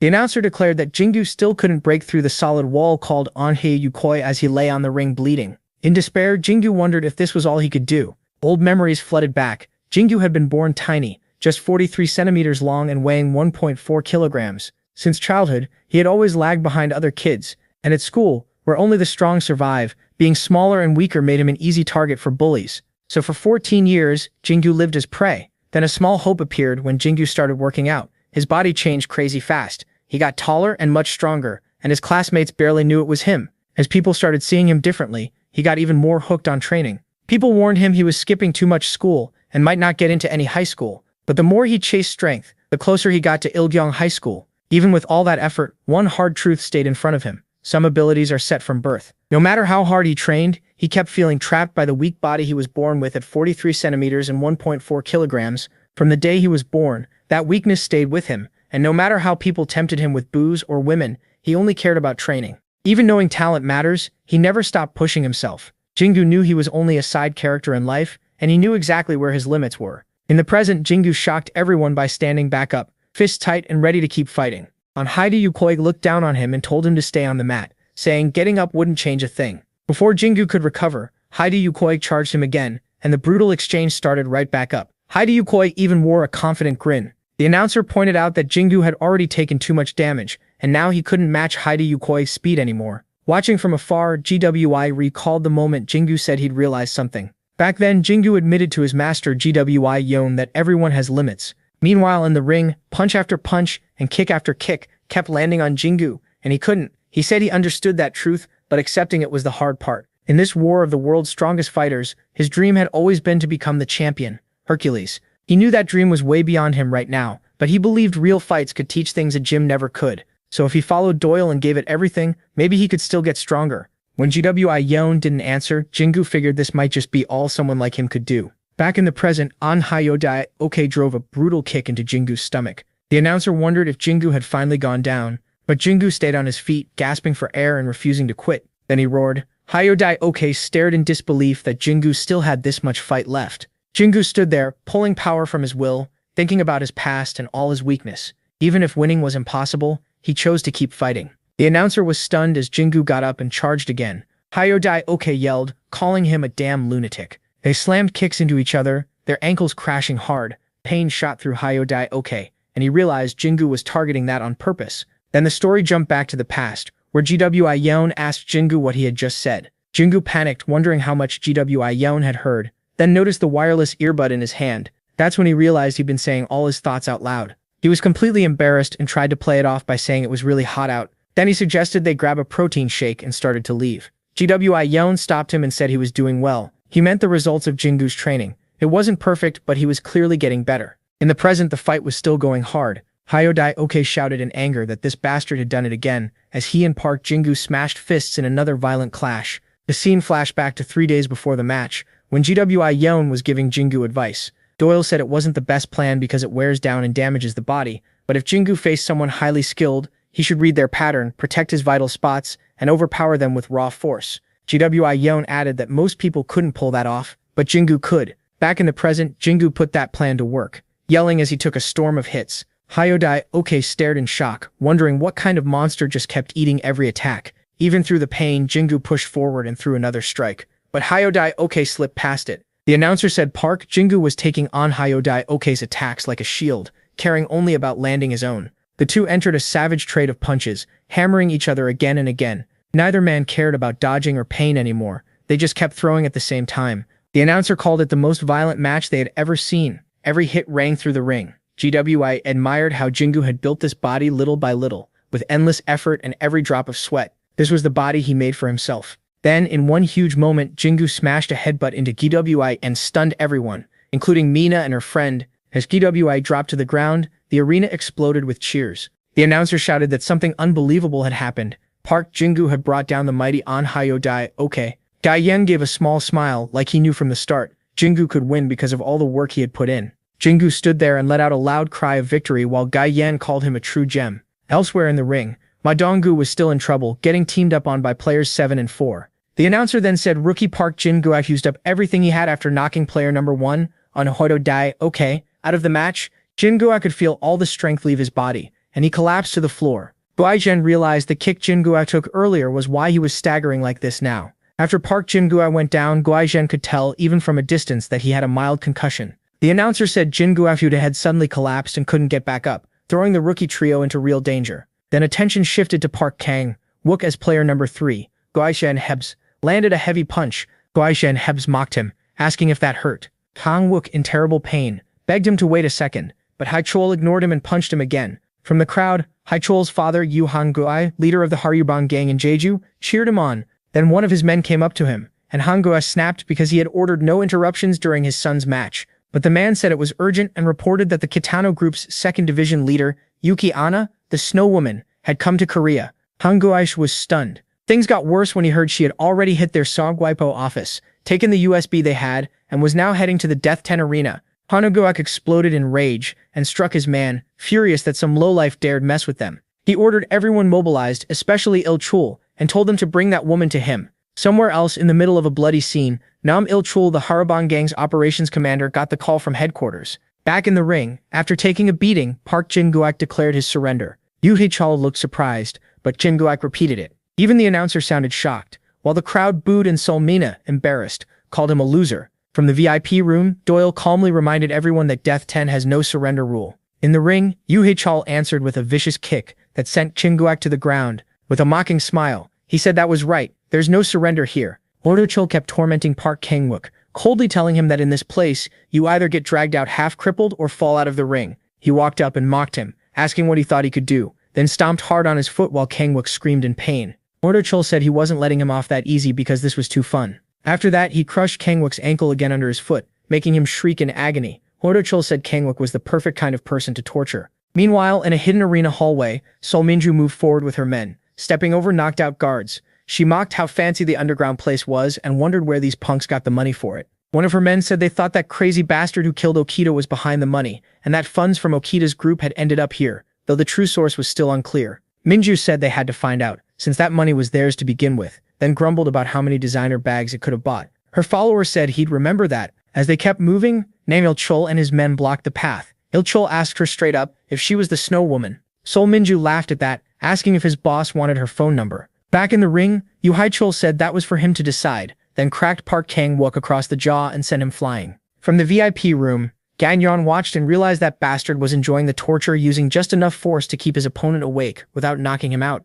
like a kid with a brand new toy. The crowd roared for Yu Hai-chul, yelling for him to crush that loser. Ganyon-wook lay on the floor hurting badly, while the crowd laughed and told him to get up like he was just faking it. With a mocking grin, Hai-chul told Ganyon-wook to get up already. He'd been waiting long enough. He added that everyone seemed to love watching him get wrecked. The audience laughed as Ganyon-wook tried to stand again. Barely holding on, Ganyon-wook looked up and asked how Hai-chul could enjoy this. Hai-chul smiled and said of course he did. He kept mocking Kang-wook on the ground, saying everyone was laughing at him and telling him to quit squirming and stand up. Then he asked if Kang-wook were in their shoes, would he really say this wasn't fun? He went on about how people are evil by nature, saying humans are built to take pleasure in crushing anyone weaker. To him, hurting the weak was just human instinct. Right then, the crowd got even louder, chanting for him to kill Kang-wook. Hai-chul said everyone was the same and asked if Kang-wook really thought he was any different. That brought back Kang-wook's past when he bullied weaker kids and took their money for fun. Hai-chul's words kept ringing in his head, telling him to think hard about it, because he was no different from the crowd.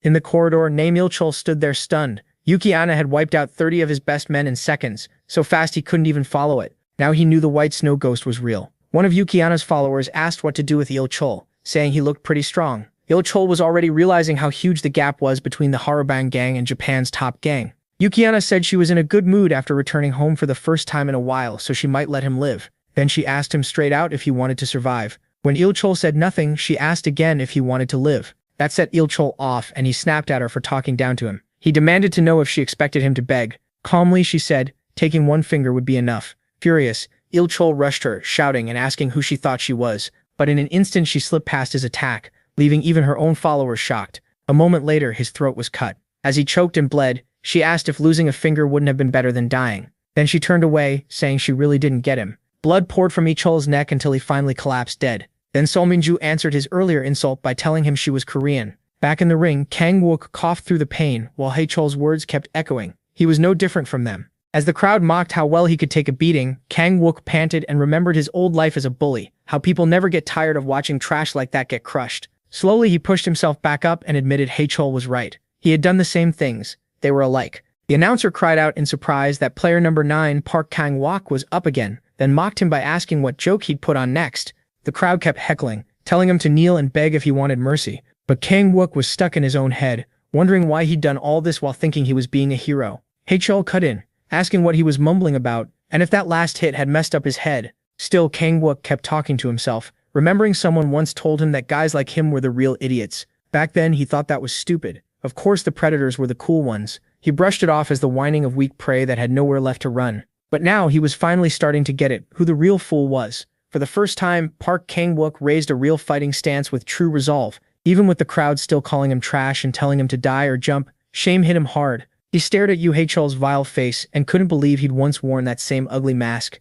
Just thinking about it made him sick. The announcer shouted that even a worm fights back when stepped on, and Kang-wook charged straight at Hae Chol. Hae Chol was caught off guard for a second. Kang-wook yelled as memories of all his brutal training flashed through his head, but Hae Chol quickly saw that the punch was way slower than he expected. He dodged with ease and slammed back with a hard counter. From the VIP room, Gi-eon said this was the expected result. Kang-wook had no chance of winning. The announcer called out that Kang-wook was down again, his 5th knockdown of the match. She shouted player number 9's name as Kang-wook lay there struggling to breathe. Then his past came flooding back. As a kid, Kang-wook hit a growth spurt early, and that alone let him coast through life, using his size to scare everyone around him. By the time the others caught up, their fear of him was already set. Even kids bigger than him still feared him. But the truth was simple. Kang-wook wasn't special, just a boy who grew faster than the rest. While he was enjoying life as a bully, someone stronger finally showed up. For the first time, Kang-wook ended up on the other side. He became the victim. He was thrown into total darkness with no way out, and suffered without end, all against his will.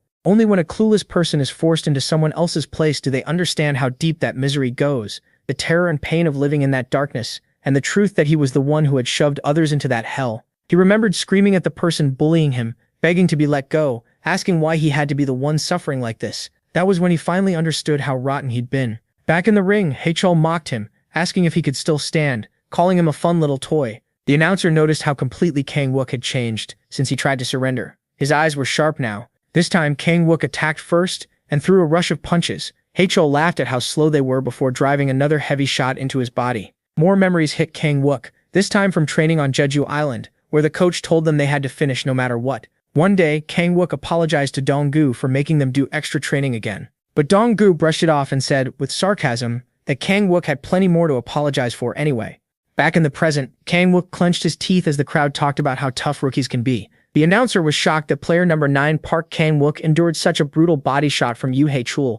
Hae Chol got excited and asked if Kang-wook wanted more before rushing him again. But this time, amazingly, Kang-wook dodged and fired back with a counter. Hae Chol only sneered, saying the punch was weak, then answered with a brutal hit that dropped Kang-wook again. Not stopping there, he blasted him upward with another savage punch. Kang-wook's mind flashed back to Jeju Island where Dong-gu tore into him. Even though Kang-wook tried to apologize, Dong-gu wouldn't accept it, asking if he really thought sorry could fix everything. He reminded Kang-wook that he still hung around the same people who used to bully him, so why act nice now? Dong-gu said he didn't know why Doyle had accepted him, but he never had, and he still couldn't forgive him. In the ring, even while struggling, Kang-wook kept pressing forward without backing off. Hae Chol grew irritated, wondering why this bastard kept charging at him. Dong-gu's words kept echoing. Kang-wook had done too much wrong to be forgiven so easily. Donggu called out all his excuses, like blaming cigarettes for weak lungs, and asked if he really didn't know why he kept lagging behind in training. He brought up Kang-wook's pathetic school life and said that in a world where everyone fights hard in their own place, Kang-wook had mocked other people's effort without learning anything about struggle, failure, grit, or passion.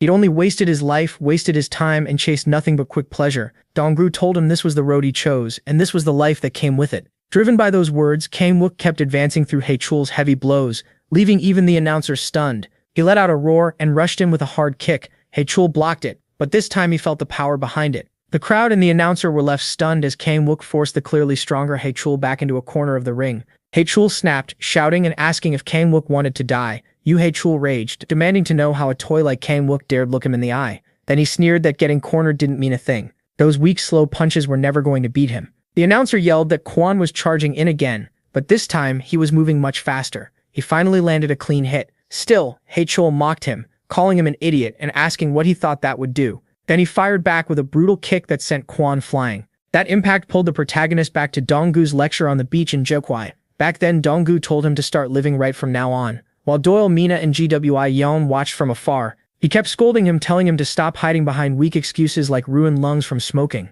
Donggu said he needed to take life seriously. He had to face his mistakes, pay for them, and fix what he could. Then Donggu pulled out a revival coupon and set it in front of him. He said Kwon would get a stamp each time he helped them, and told him to fill it up the right way. In other words, he needed to really help out. Then Donggu made him promise. He reminded MC that he still owed him for saving him before, and because of the extra training time that day, he said he would forgive him. Back in the ring, Hae-chul was shocked to realize Kwon had grabbed his leg while falling. He held on to Donggu's words, and the fact that he had forgiven him. With that thought pushing him forward, the protagonist launched himself from the ring's edge. He dragged Hae-chul down with him into the air, leaving the announcers stunned. Both fighters crashed hard outside the ring. The fall wrecked them both. Kwon had it worst. Pain tore through his whole body as they lay there covered in blood. In the past, Donggu had once helped an exhausted MC walk. Later, he kept his promise to help them and become better. Then he quietly asked Mae Donggu to stamp the coupon. The coupon showed one stamp, meaning the debt for that extra training was paid. The announcer said Kwon tried to take Hae-chul down for the long game,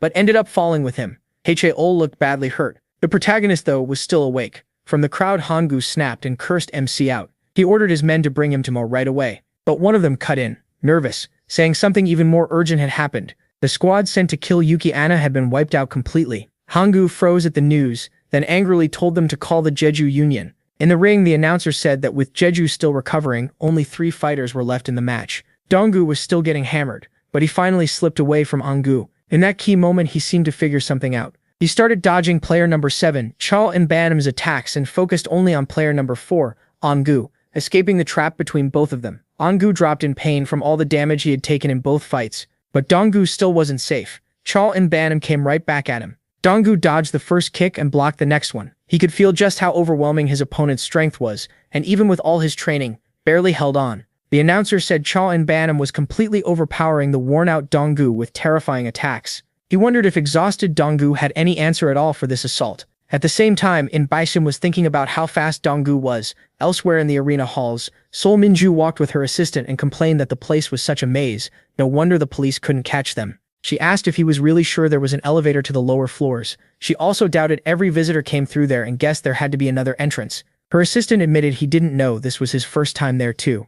Minju called him useless as a secretary, then asked if Chae Baejum was definitely there, and he said yes. After that, she tossed her empty can away and headed for the ring. There, Donggu kept battling Chae Baejum and narrowly avoided a heavy punch. The announcer called it an amazing turn. He wondered if Donggu had started reading Baejum's patterns, since more and more attacks were missing him. Donggu was already planning ahead when the next strike came. He ducked under it fast and aimed a counter at his opponent's side, but before he could land it, Donggu suddenly grabbed him after returning to the fight. Chae Baejum was stunned. He was sure those ribs had been broken. So how was Donggu still moving? Donggu shouted that he couldn't hold Donggu for long. Baejum took the chance and pounded the trapped Donggu. That brought Donggu back to the past, when Baejum reminded him about the 80 million won debt from his mother's hospital bills and the 2 younger siblings she left behind. Even if the situation was awful, he had to squeeze something out of it. Baejum asked if he understood what kind of place Death 10 was before joining. One wrong move, he warned, and Donggu could end up in even deeper debt. Worse, this cursed place could leave someone totally broken and dumped on the street,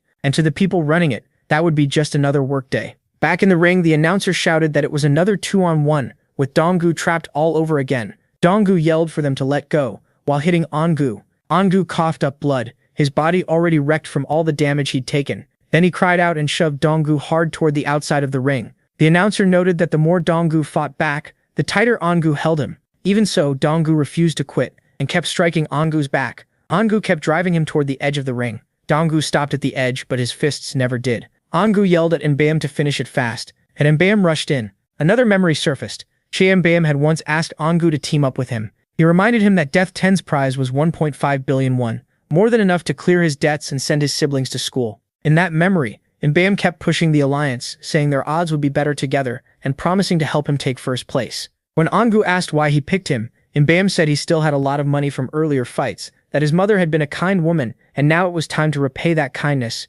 Back in the present, right at the edge of the ring, everything changed. Mbayam betrayed his own partner, kicking both Ongu and Donggu out of the ring at once. Meanwhile, in a hallway, Sol Minju sarcastically pointed out the hidden elevator in a place like this. Back at the ring after kicking out the last fighters, Mbayam looked down at Ongu outside. With a sly grin, he said he had made it this far thanks to him. So now it was time to pay that debt back. At the same time, Sol Minju called someone a backstabbing bastard, and wondered how best to deal with him. Back in the ring, Donggu screamed as he fell, but Jingu suddenly got up and caught him before he dropped. With a huge roar, Jingu jumped and saved Donggu at the very last second. Then he hurled him back into the ring. The announcer was stunned, shouting that player number 8 Jingu had stepped in to save Donggu from danger. Jingu then slammed hard onto the ground outside the ring. The crowd and announcer wondered if players 8 and 10 had been a team the whole time. The announcer declared that only 2 fighters were left in the ring. The whole arena exploded in cheers. Donggu got back up and was startled when Jingu wasn't in the ring. He shouted Jingu's name. Meanwhile, the announcer said that confirmed it. They really had been teammates. Donggu looked shaken by that. Mbayam didn't give him a second to breathe and attacked right away. Donggu dropped fast to avoid it. Mbayam was seriously irritated. He thought he only needed to deal with Anhu Dayak and Yuhi Chel, so these 2 newcomers showing up out of nowhere had completely messed things up for him. He called them cowards for secretly teaming up. Donggu remembered how Mbayam had teamed with Anku, using him to take the hits before betraying him in the end, so Donggu called him out saying he had teamed up too. But Mbayam laughed it off and called his former partner a worthless idiot who only knew how to be a punching bag, saying he was useless. He insisted there was no such thing as teammates. Anyone who trusted someone else was just a fool. Then he told Donggu he only survived by tricking that big lump of meat, meaning Jingu. Donggu stared at him in disgust. He told him not to compare them, making it clear they were nothing alike. A memory flashed of the Suman friends smiling together in a beach photo. Donggu shot back that if their places were switched he would have saved Jingu too, because that's what anyone decent would do. He said that's how real feelings work. When someone is sincere with you, you answer with the same sincerity. Even a monster should get that. Mbayam just laughed, asking if Donggu thought he was a monster too, then said monsters get hunted because they're dumb and outdated. He sneered that Donggu had no clue how the world really worked. Then he cursed him as a punk brat and lunged in. The announcer yelled that Chad Mbayam had charged forward. Even with the sudden rush, Donggu slipped past the attacks. Mbayam clicked his tongue in annoyance, but the next hit caught Donggu clean. Still, Donggu kept trying to fight back. Mbayam told him he could read the timing of every punch so none of it would ever land. Then he fired back with a crushing counter. Donggu flashed back to training with Doyle, where he complained he was worn out at his limit and couldn't keep going.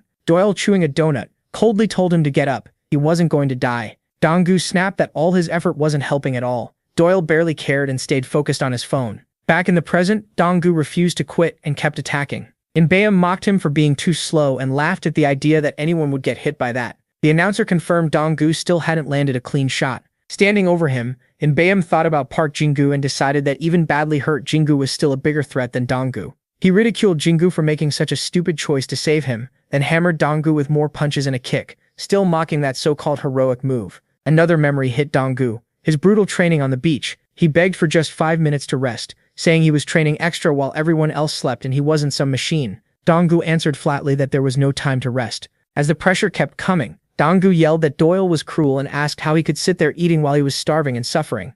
Doyle reminded him this was what he asked for. Since Donggu said he could do it, he had to keep going. That sudden serious tone left Donggu stunned. Back in the ring, Mbayam still couldn't understand what anyone saw in Donggu that would make them throw their lives away for him like idiots. While he kept beating him down, Donggu remembered asking Doyle why he was pushing this so far. Doyle said he wasn't there for fun. Donggu asked for this, and now they were walking this road together. Even if it seemed impossible, Donggu had to trust him. Once again, Doyle told him, "You can do it." Those words lit a fire in Donggu, and he kept trying to strike back. The announcers were shocked that he still had enough strength to answer the attack. As he repeated to himself, "I can do it," Donggu poured everything into his fist and drove straight at Nbium. But the gap between them was obvious. He still couldn't match Nbium's speed. Nbium mocked him, saying his punch was too wide and easy to read. Then he threw what looked like the final blow. Facing the worn-out Donggu, Nbium called him and his friends pathetic trash. At that same moment, Sol Minju stepped into the ring. Then Donggu suddenly used a move called the gun and blasted Nbium to the ground. The commentators went silent,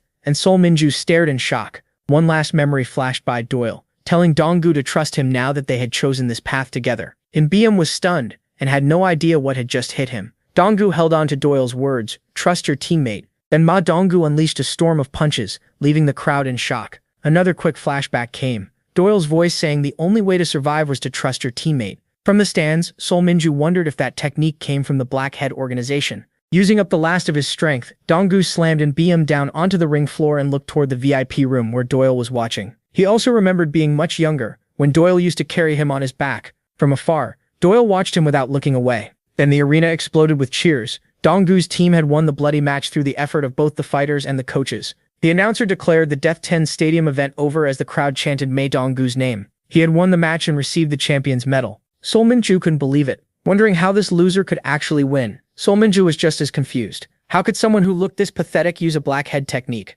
Taking the mic, Donggu started by thanking the anime club and admitted he never thought he'd really win. Minju still couldn't make sense of any of it when she suddenly spotted Doyle in the VIP room and froze in shock. In her head, one name came up, Kim Doyle. She couldn't understand why he was here, and guessed he might be after old man Okita's money. That made her angry. The mess he caused in Japan was already bad enough, so what else did he want? Then it seemed like Doyle noticed her. He was casually talking to GWI Yun and asking if he could pack some food to go. Minju cut off her own thoughts and decided things had gotten messy. She told her subordinate to prepare to leave. He was shocked, reminding her that Chafen Bayon was right there, and she had waited a long time for this. Even so, she said they were leaving immediately, because something here wasn't supposed to be. She warned that if they stayed they might get dragged into something ugly, and dealing with Kim Doyle would be a huge pain. In the stadium hallway, Sol Minju suddenly stopped and asked the group blocking her way who they were. Their leader stepped up and said he ran the COGWI Paul gang. Kim Doyle man said he heard she had the USB taken from the Haru Bang gang, and if she handed it over quietly, they'd let her leave in peace.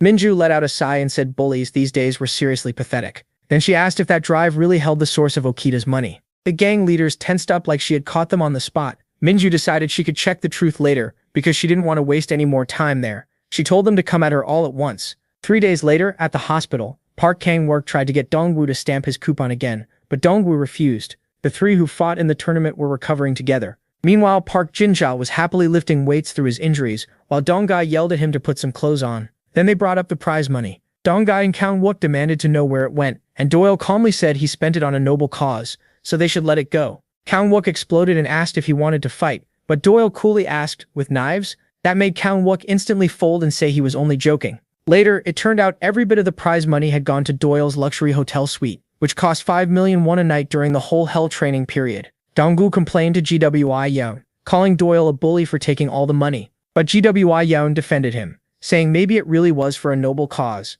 Their leader makes over 100 million won an hour, so lying over such a small amount made no sense. Donggu and Mina's friend were stunned by that number, while Kang-wook shouted at them for buying such nonsense. And just like that, the hell training was over. The news then reported that 4 gang leaders in Jeju, including the Harabang boss, had vanished, and police still had no solid leads. Elsewhere, Sol Minju's father scolded her for her bad temper. She answered that anyone trying to rise up had to be crushed, and that he was being too soft. She added that she had her own reasons and told him to stop lecturing her. In a bloody aftermath, the mission seemed complete. Chafen Bayon lay covered in blood in front of her. She told her father she planned to stay in Korea for now. After a month in the hospital, the group went back to Seoul. In the anime club room, Donggu proudly showed his friends the medal from the Death 10 tournament. But they had no idea what that tournament even was, and made fun of him, asking since when he became cool. Donggu turned to Mina and asked her to back him up. She just sighed and said she had no idea what he was talking about. When the new semester started a little later for them, Ba Yuhuan, the number 3 of Seokdong High, staggered around in pain. He remembered GWI Jian cornering him and coldly telling him to pick his arm or his leg. Ji Yuhuan angrily thought that if GWI Jian hadn't injured him, he would have won easily. But the man told him to choose carefully, because his leader Wang Guohui had been kicked out of the 12 nations. The National Union and the dirty cop backing them wouldn't be giving any more help. He made it clear they had nowhere left to run. Then he asked again where the Seokdong gang had hidden the data for its illegal gambling site. Yuhuan shouted that he knew nothing, and tried to kick him. The big man dodged, grabbed him and slammed him hard to the ground. Then he mocked him, saying if he really didn't know, he should say, "I'll go find out." That's how weak punks like him should act. He kept hoisting Ba Yuhuan up and smashing him into the floor. Then he hurled him into a wall so hard, Ba Yuhuan felt it all at once. After that, the big guy told him to remember his place. This was Ba Yuhuan Sokdong's number 3, talking down to him like he was nothing. When the new term began, their next target was Hwarin High. The Sumon group showed up at a workshop in Hwarin. Donggu snapped at the girls, asking why they always tagged along and got in the way. Nina shot back that every team needs a pretty girl cheering them on.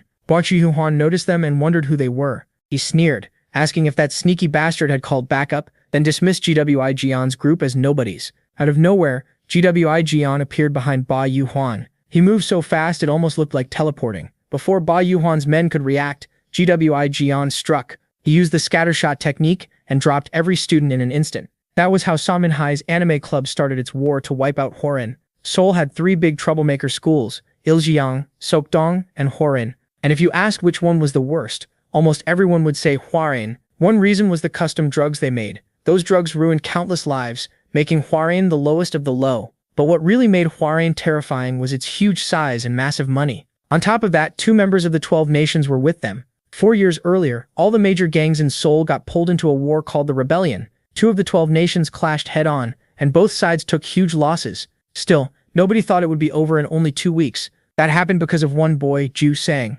someone who seemed beyond belief. By himself, he crushed both sides. So at just 14, Sanga became the first middle schooler to join the 12 nations. People treated him like heaven had chosen him, and called him the son of God, Ju Sang. Then came the shock. This legend was serving someone else, Hwarin's current leader, Ju Yujin. Almost nothing is known about Ju Yujin. Face, gender, past, all of it is a mystery. Only one thing is clear. Ju Sang lost to Ju Yujin, and the fight lasted just 3 seconds. Back in the present, at an arcade, Donggu desperately tried to make Dojin understand how bad this was. He said Hwarin had more than 100 members, maybe even 200. Donggu reminded him that even his fight with Kwok lasted around 5 minutes, while Ju Yujin beat Ju Sang on 3 seconds flat. Dojin barely cared, and Donggu begged him to start taking Hwarin seriously. But Dojin said it was already too late. He'd already sent Hwarin a declaration of war. Then he showed a deepfake video, using Donggu's face on somebody else's body. In it, fake Donggu said they were coming to destroy Hwarin next Friday, and promised there would be no mercy.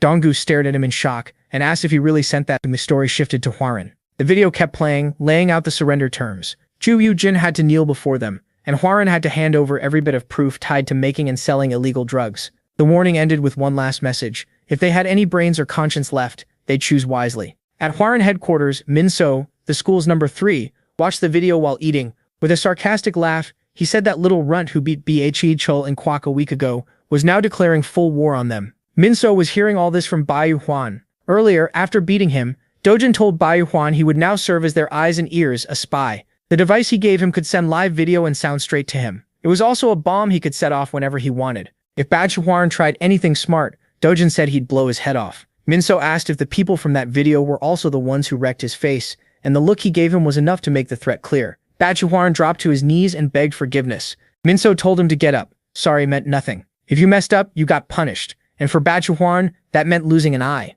Earlier at the arcade, Donggu was still yelling at Dojin. Hwarin had way too many people, and sending that warning only gave them time to get ready. He demanded to know what Dojin was thinking. Dojin calmly said he never planned to follow what the declaration said. That answer scared Donggu so badly he dropped to the floor crying. Then Dojin revealed the truth. They were hitting Hwarin tonight. The whole thing was a trick. Back at Hwarin, Min-so asked the fat man which eye he wanted, left or right. Bu Hwarin begged for one more chance. Min-so laughed and said he wasn't talking about Bu Hwarin's eye. He meant their enemies, so which one would be enough? Bu Hwarin meekly answered that either eye was fine, or both. Min-so liked that answer. Both eyes would be better. He said people who screw up have to pay, and once things reached this point, there was no going back. Dojin explained that the declaration of war was only there to provoke them. In the present, Min-so punished Bu Hwarin by tearing out one of his eyes. Dojin said an enemy blinded by rage will slip up, and most of Hwarin's people were loyal to Bu Hwarin. Bu Hwarin screamed that his men would never obey Min-so. That was exactly what Dojin wanted. Chaos inside Hwarin.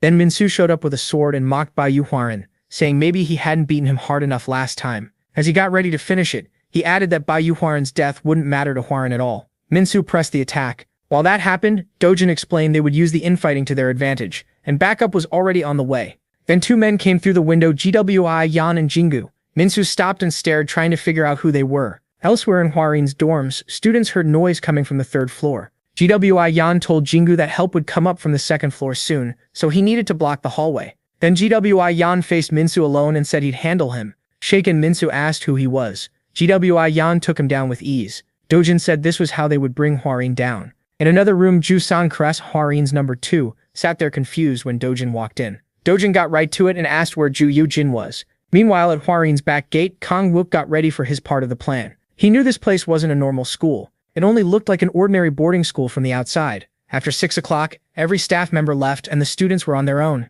Kang Wook was sure the place turned into a drug factory after dinner. He remembered Dojin's orders. Make a scene on the first floor and split the enemy up so they wouldn't notice Jingu sneaking into the third floor. He also had to catch Sang Hyo, Hwarin's number 5, and force him to reveal the exact location of the drug lab. Kang Wook felt like he got the toughest job, but he chose to go all in, so he shouted for the Hwarin students to come out and face him. The first floor dorm students heard him. They wondered what kind of lunatic was yelling outside. Kang Wook kept calling them out, trying to hold on to his nerve because now it was all or nothing. Back at the arcade, Dojin told Dongguro his part was done and he could leave. Dongguro had no clue what he'd even done, then suddenly noticed Ju Sang-a nearby and recognized him. Dojin said he already knew, handed Donggo a stuffed doll and told him to run it to Kang Wook at Hwarin, just 10 minutes away, and help with the mission. Donggo didn't get why the doll mattered, but Dojin said it was important and he couldn't lose it. When Donggo asked what it was, Dojin cut him off and told him to move. They were out of time. He said he'd stay behind and deal with Ju Sang-a himself. A flashback explained why. During Bai Hwarin's interrogation, he admitted he'd never even seen Ju Yujin,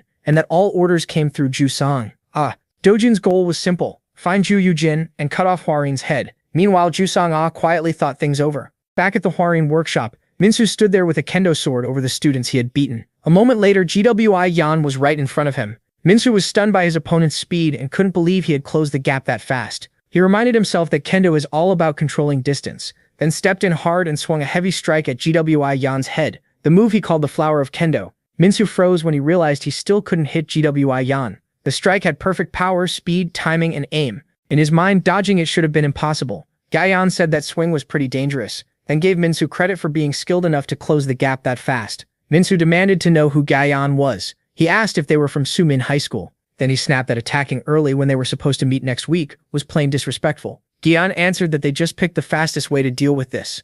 Manho cursed them as trash and demanded to know what they wanted. Guyan said he didn't know his leader wanted them wiped out, and he was only following orders. Manho laughed at that. He told Guyan to come try it, then charged in. Guyan wondered if Manho would go for the head again. Manho faked a strike to the head, planning to switch at the last second and hit the body instead. Guyan saw right through it and stopped the blow with his hand. Manho stared at him and called him an idiot. He mocked Guyan for trying to block a wooden sword barehanded. Sure, the hit would crush his bones. Instead, Guyan used a mid-level blackhead technique called sword. With one hand strike, he broke the wooden sword apart. Manho jumped back in shock, unable to believe it. He couldn't understand how Guyan had sliced through top-grade ebony with his bare hand. Terrified, Manho wondered who Guyan really was and how he had done that. But Guyan was surprised too. His attack had been solid, yet Manho still partly dodged it. He admitted Manho was clearly above the opponents he'd fought before. Guyan thought this would be easier if he were trying to kill, but Doyle's warning came back to him. They weren't allowed to. Holding back and matching his enemy's level still felt odd to him, and he knew he had a long way to go. Manho yelled, asking what he kept mumbling about. Guyan kept thinking about Doyle's words, especially about fighters like Wang Guokui and Bai Guichu. Doyle believed that with real training, they could have passed the elite team easily. He figured there were probably 10 more like that, maybe even stronger. Guyan wondered if talents like that could really exist in South Korea, especially among high schoolers. Elsewhere, a white-haired figure sat in a tub filled with blood. Guyan honestly hoped it was true that he'd find stronger fighters who could rival him. Back in the fight, Guyan and Manho clashed hard as Manho roared and rushed him. He swung at full speed, but Guyan kept slipping past every attack with ease. Manho was stunned by that speed. He had practiced this move hundreds of thousands, maybe millions of times, and it had never failed him before. Once again, Guyan dodged the blade, then he drove a hard punch into Manho's face. While Manho was still refusing to accept it, Guyan followed with a technique that made his attacks 5 times faster. A storm of blows crashed into Manho's body, and Manho couldn't believe what was happening. Still, he fought through the pain and swung back with all his strength. Guyan pressed on, this time using the gun technique to put Manho down for good. Bleeding and shocked, Manho dropped to the floor. He muttered that losing was impossible for him, then collapsed completely. Guyan stayed where he was, breathing hard. As he caught his breath, Doyle's warning came back. There were probably 10 more fighters like this, maybe stronger, with power near elite team level. Elsewhere, Dongguro ran with the stuffed doll, grumbling that Kim Doyle always made wild moves without asking him first. He couldn't believe Doyle had suddenly chosen tonight to start a riot. He also remembered Doyle telling him before to protect the doll carefully. Dong-ga was sure there was something hidden inside it, and that thought made him nervous. Then he slammed into someone and fell hard, clutching his sore backside. He quickly apologized and said he was in a rush, but the stranger cut him off and asked if he was Mei Dong-ga from Suman High School. Dong-ga froze, shocked and confused about who this man was. The stranger introduced himself as the leader of the National Union's third team. Back in the present, Doyle faced Ju-sang-ga, who asked if Doyle wanted to rise to the top. Then he told him to try if he wanted, but said he'd never win, so he should drop the dream and just tell him where Ju-sang was. Ju-sang studied Doyle, wondering if he was one of those rare strong men who didn't brag. Then Doyle moved with shocking speed, leaving Sanga confused. Sanga judged his aura as strange but ordinary looking, and guessed his level was around Hachakeo's. What surprised him most was that he'd never heard of someone that strong, so he guessed Doyle might be the National Union's new 7th team leader. Doyle shut that down as nonsense, and told him to quit talking, and say where Jaikeo-jin was. Sang-ah only got more excited, asking if that meant he'd guessed right. Was Doyle the Union's new hidden weapon? He brought up rumors that Iljeong Sok-dong and the National Union were quietly shifting Seoul's balance of power. Maybe now it was Hwarin's turn, he said, before mocking the men of the 12 nations as all talk. That was enough for Sang-ah. He knew Doyle wouldn't speak willingly, so force was the only option. He declared that from now on he'd fight seriously, addressing Doyle as the 7th team leader. Doyle answered with a threat. Elsewhere, inside a rich, dim room, a hidden figure slowly came into view. Rumors said this person bathed in the blood of young women, loved dead bodies, and killed people to drink their blood and eat their flesh. The man wondered what others really thought of him, and whether any of it was true. Did he truly love corpses? Did he really eat human flesh? Did he enjoy killing? Even he admitted he didn't know what he really was. Then he softly called out, "Mom." He wondered if he even truly existed. The figure was revealed to be Qiu-jin, leader of Hwarin High School and one of the 12 nations. Elsewhere in a drug lab, a worker complained about wearing a choking gas mask every day of the year in that disgusting place, saying it felt like his body was rotting. He asked why he kept making these poisons. His co-worker asked if that question was meant for him, since he worked non-stop too. The first worker said that when he was a kid, he once watched a TV documentary about a Polish man named Stefan Jervis, a man said to have superhuman senses. They said his nerve speed was 3 times faster than normal, over 330 meters per second, while regular people only reach about 50 to 120. The reason was his myelin sheaths, which carry nerve signals, were thicker and wider than normal people's. Because of that, he could feel tiny air shifts and changes in heat and pressure, using them to sense objects around him. With that ability, he could avoid nearby objects even while blindfolded. His nerves reacted in just 0.03 seconds, making him the kind of freak who could catch a fly with chopsticks. The worker admitted that as a kid, he thought the show was fake, but one day he saw something just as unreal with his own eyes, and that superhuman was the youngest member ever of the 12 nations. Ju-sang-ah. The worker asked if his partner had ever met someone who could see the future. In the past, Ju-sang-ah pointed out 2 girls in the hall and said one of them was about to lose her balance and fall. A moment later, it happened exactly like he said. The boy beside him asked how he knew, and Sang-ah said he felt a tiny shake in her muscles right before she fell. The worker said that was exactly his point. It was beyond what normal people could understand. That power was called almost godlike, which is why he earned the name Son of God, Ju-sang-ah. But the story makes one thing clear. The man who brought down that Son of God was Qiu-jin, the current leader of Hwarin. The worker then showed his face. It was Im Sang-ha-yo, number 5, getting ready to board a luxury liner. Meanwhile, Doyle and Ju-sang-ah kept trading blows. Doyle read his power as a hyper-reactive nervous system, but to him it was just incredibly annoying. They exchanged attacks and Doyle finally landed a clean punch. It struck Sanga's face, though he cut the damage by moving at the last second. He jumped back right away to open the distance. Sanga's was rattled, wondering how Doyle had done that. He could track every tiny movement Doyle made, but somehow he still couldn't read the attacks. He was sure he'd seen movement from Doyle's lower body, so why was a fist in front of his face instead of a kick? Doyle answered coldly that even if he explained it, Sang-ah still wouldn't be able to do it. That made Sang-ah furious, and he told Doyle not to get cocky. He claimed he still hadn't used his full power, then attacked again. Doyle immediately noticed Sang-ah had gotten faster. He could tell Sang-ah was now pushing his top speed. Sang-ah came in with a sudden kick, but when he turned, he realized he'd only hit the wall. He couldn't believe it. He was sure he'd had Doyle. Doyle fired back with a kick of his own, but Sang-ah slipped away from it as the brutal exchange kept going. Sang-ah fired off a string of punches, but Doyle blocked every one. Then Doyle landed a heavy punch that sent Sang-ah flying. Still glaring back, Sang-ah got ready to keep fighting. At the drug lab, Im Sang-hai talked about why he stayed.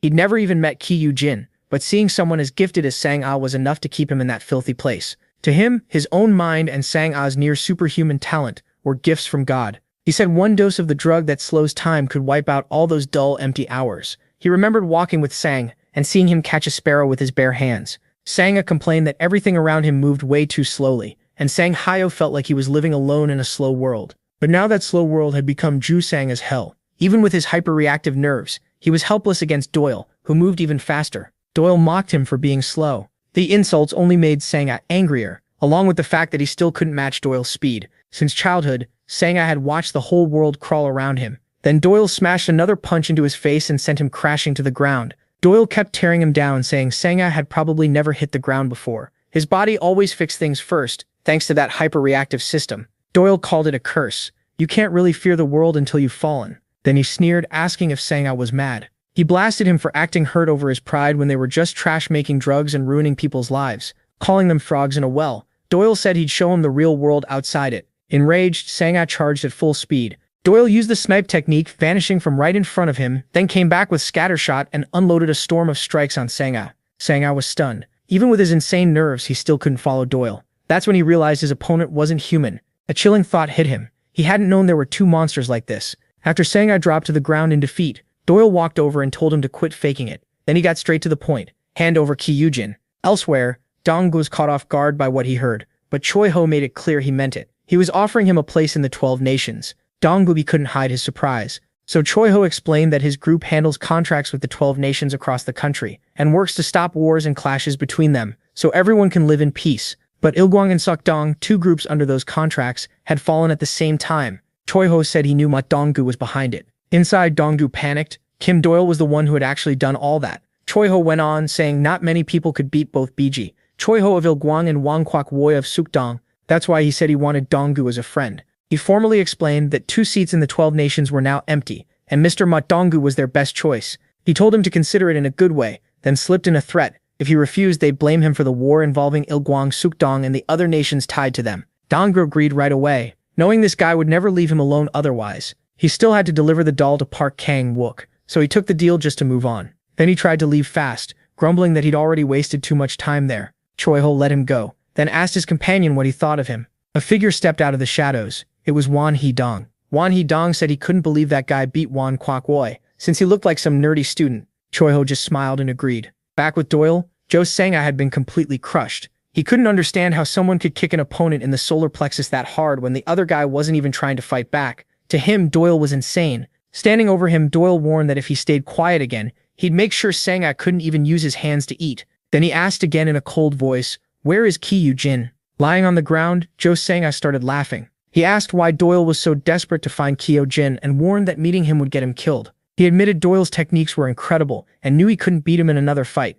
But against Kyojin, those moves were child's play. In despair, he wondered why Doyle was trying to unleash that thing on the world. Somewhere else, in a fancy room, an injured woman woke up and found Kyojin over her. She screamed and begged him not to kill her. Yojin calmly asked why he would do that and what had scared her so badly. He kept pressing, asking what he had done to her and whether he had really tried to hurt her. Sanga told Doyle that Kyojin had even killed his own parents. He was a devil with no remorse. In the present, Yojin listened as the injured woman said he had attacked her just moments earlier. Yojin kept questioning it like he truly had no memory of attacking her. Back in the alley, Sanga explained that Yojin couldn't feel guilt because he couldn't even remember what he'd done. He had selective amnesia. He could do something horrible, then erase it from his mind like it meant nothing. Another moment showed Yojin trying to comfort the woman, apologizing while she sat there confused. Sanga said he still didn't know if Yojin really forgot or was just acting. To him, Kyojin was evil itself, something that should never exist in this world. He remembered another past incident. After one more atrocity, Yojin innocently asked, "Did I do this again?" That day, Sanga told him he'd destroy himself someday, so he promised to make a drug to fix the problem within 3 years, and until then, Yojin just had to stay locked in that room for his own safety. Sanga believed that man could never be allowed outside. Then he revealed what Yojin wanted in return: his mother, the body of the mother he had killed himself. Sanga had no way to get a body that was already cremated, so after days on the dark web, he found a fake mummy that looked 99% real, and gave it to him. Jo Sanga went on, saying Kyojin cried for hours while holding that fake mummy, then suddenly said his mother had been cremated. That left Sanga totally confused. What did those tears mean and why ask for the body at all? He admitted Kyojin's power was terrifying and overwhelming, and that his very existence was what made Hwoarang different. He added that even the psycho BG Chilol wouldn't cross into Hwoarang's turf. Sanga stayed near that monster because he didn't want to lose his place of power. But the truth was, the one who wanted distance most was Kyojin himself. Meanwhile, in Yojin's room, a woman lay on the bed bleeding from the neck, with a huge white snake wrapped around her.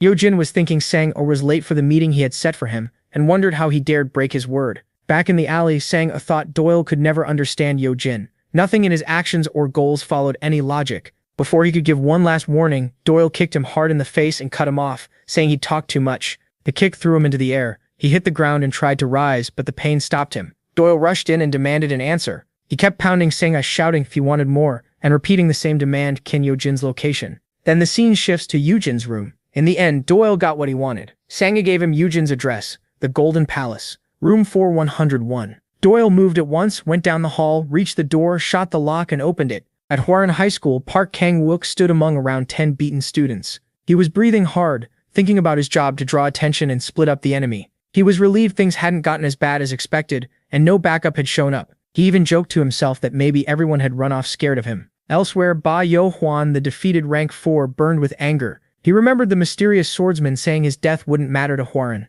He couldn't stand being treated like he meant nothing when he led the forces, and swore they'd regret losing him. One of Ba Yo-hwan's men reported that he'd gathered all the forces requested. Still, the man was confused about what was going on, what had happened to his leader, and why they were ignoring the non-stop calls from the school asking for backup. Ba Yo-hwan explained that they only move under orders from Sang-ho or leader Ki Yujin, and if they acted against the 12 nations without permission, they'd become nothing. Meanwhile, at Hwaran High School, Park Kang-wook had finished the first part of his mission. He turned to one beaten student and asked if what he'd said earlier was true, warning that if he lied, he'd see his real side. Terrified, the student said it was true. He swore he personally saw Im Sang-hai's group by the sewer entrance near the recycling bins, all wearing protective suits. He said other people saw it too. They just stay quiet about it. Hearing that, Kang-wook figured this had to be the way into the drug factory. The student sarcastically praised his detective work, but Kang-wook brushed it off and told him to lead the way. Then he said he'd go there himself. On the third-floor hall in Hwaran's main building, Park Jinju was tearing through the reinforcements coming up from the second floor.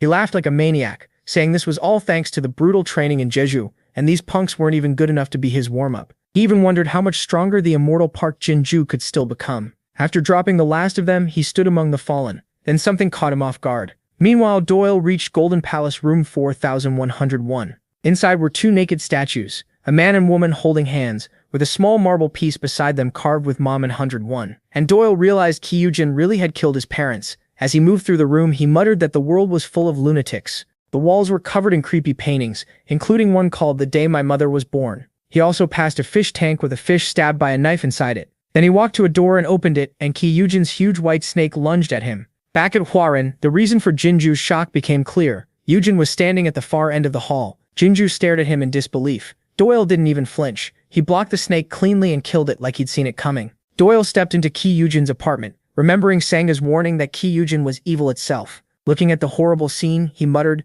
"This bastard." While checking the place, he called the Blackhead branch in Russia.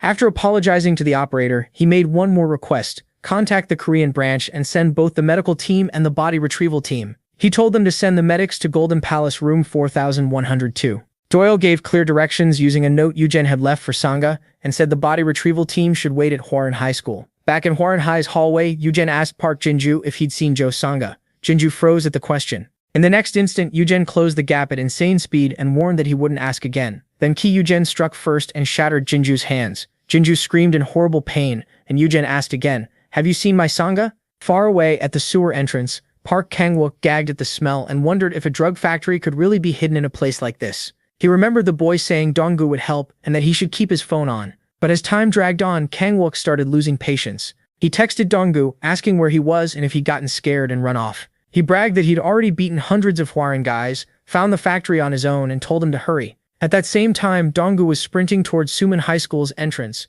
breathing hard. Kang-wook kept texting, calling him a coward and asking why he was taking so long when he was supposed to be backup. Inside the drug factory, one technician tried to calm another, saying that with leader Ki Yujin and Sangha, Hwaran couldn't lose. He said the reward would be worth it, and suggested they grab a snack before getting back to work. Just then, Kang-wook moved closer to the factory and the workers and was surprised to see people already inside. The two technicians were talking about what they wanted to eat when they suddenly noticed something moving. Im Sang-hyo complained about rats hidden in the sewer tunnel. Park Kang-wook heard him wonder why he kept seeing more of them. Kang-wook was totally drained after burning through his strength in the fight earlier, so he decided not to pick any pointless battles like this. Then two technicians in protective suits walked by. One asked the other, calling him Sang-hyo Haim Nim, if they could have chicken this time. Right away, Kang-wook knew that voice was Im Sang-hyo, the rank 5 he was after. That confirmed the drug factory really was in this place, and he felt lucky he'd hidden, knowing he had no chance against Hwaeren's rank 5 in his condition. But then Sang Hua stopped, said he'd found tonight's snack,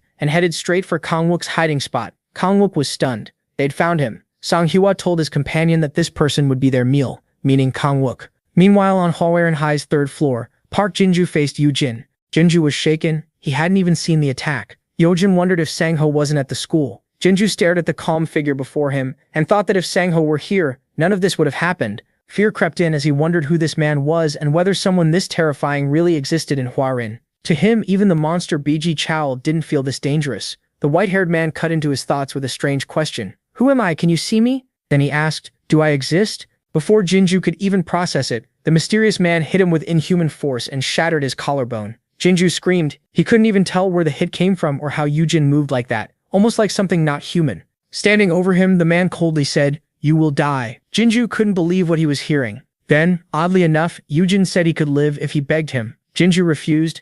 Yujin told him life was precious, so he should at least try to keep it. Jinju couldn't make sense of that twisted logic. When he gave no answer, Yujin attacked again and broke his leg with crushing force. Park Jinju dropped to the floor, screaming in agony. Ki Yujin stood over him and repeated that if he begged, maybe he wouldn't kill him. Then he asked coldly why he still wouldn't do it. Through the pain, Jinju realized this bastard truly meant to kill him. Yujin made it clear, beg or die. That was no bluff. It was real. Jinju couldn't understand how someone in Korea could talk about killing so easily. Yujin answered coldly that Jinju was the one who chose this. In despair, Jinju shouted for him to wait and thought it couldn't end here. He still wanted to become the champion, Hercules. At last, he broke and begged for his life. Yujin looked down at him, thinking over whether to spare him. After a brief pause, Yujin made his choice and said no. Jinju was stunned, even after doing what he was told. Yujin said that if he was going to live by begging, he might as well die. Jinju shut his eyes and waited for the end. But before Yujin could crush his head, a sniper's skill struck him from the side. It turned out even Yujin couldn't dodge that hit, but he was to increase his attack speed.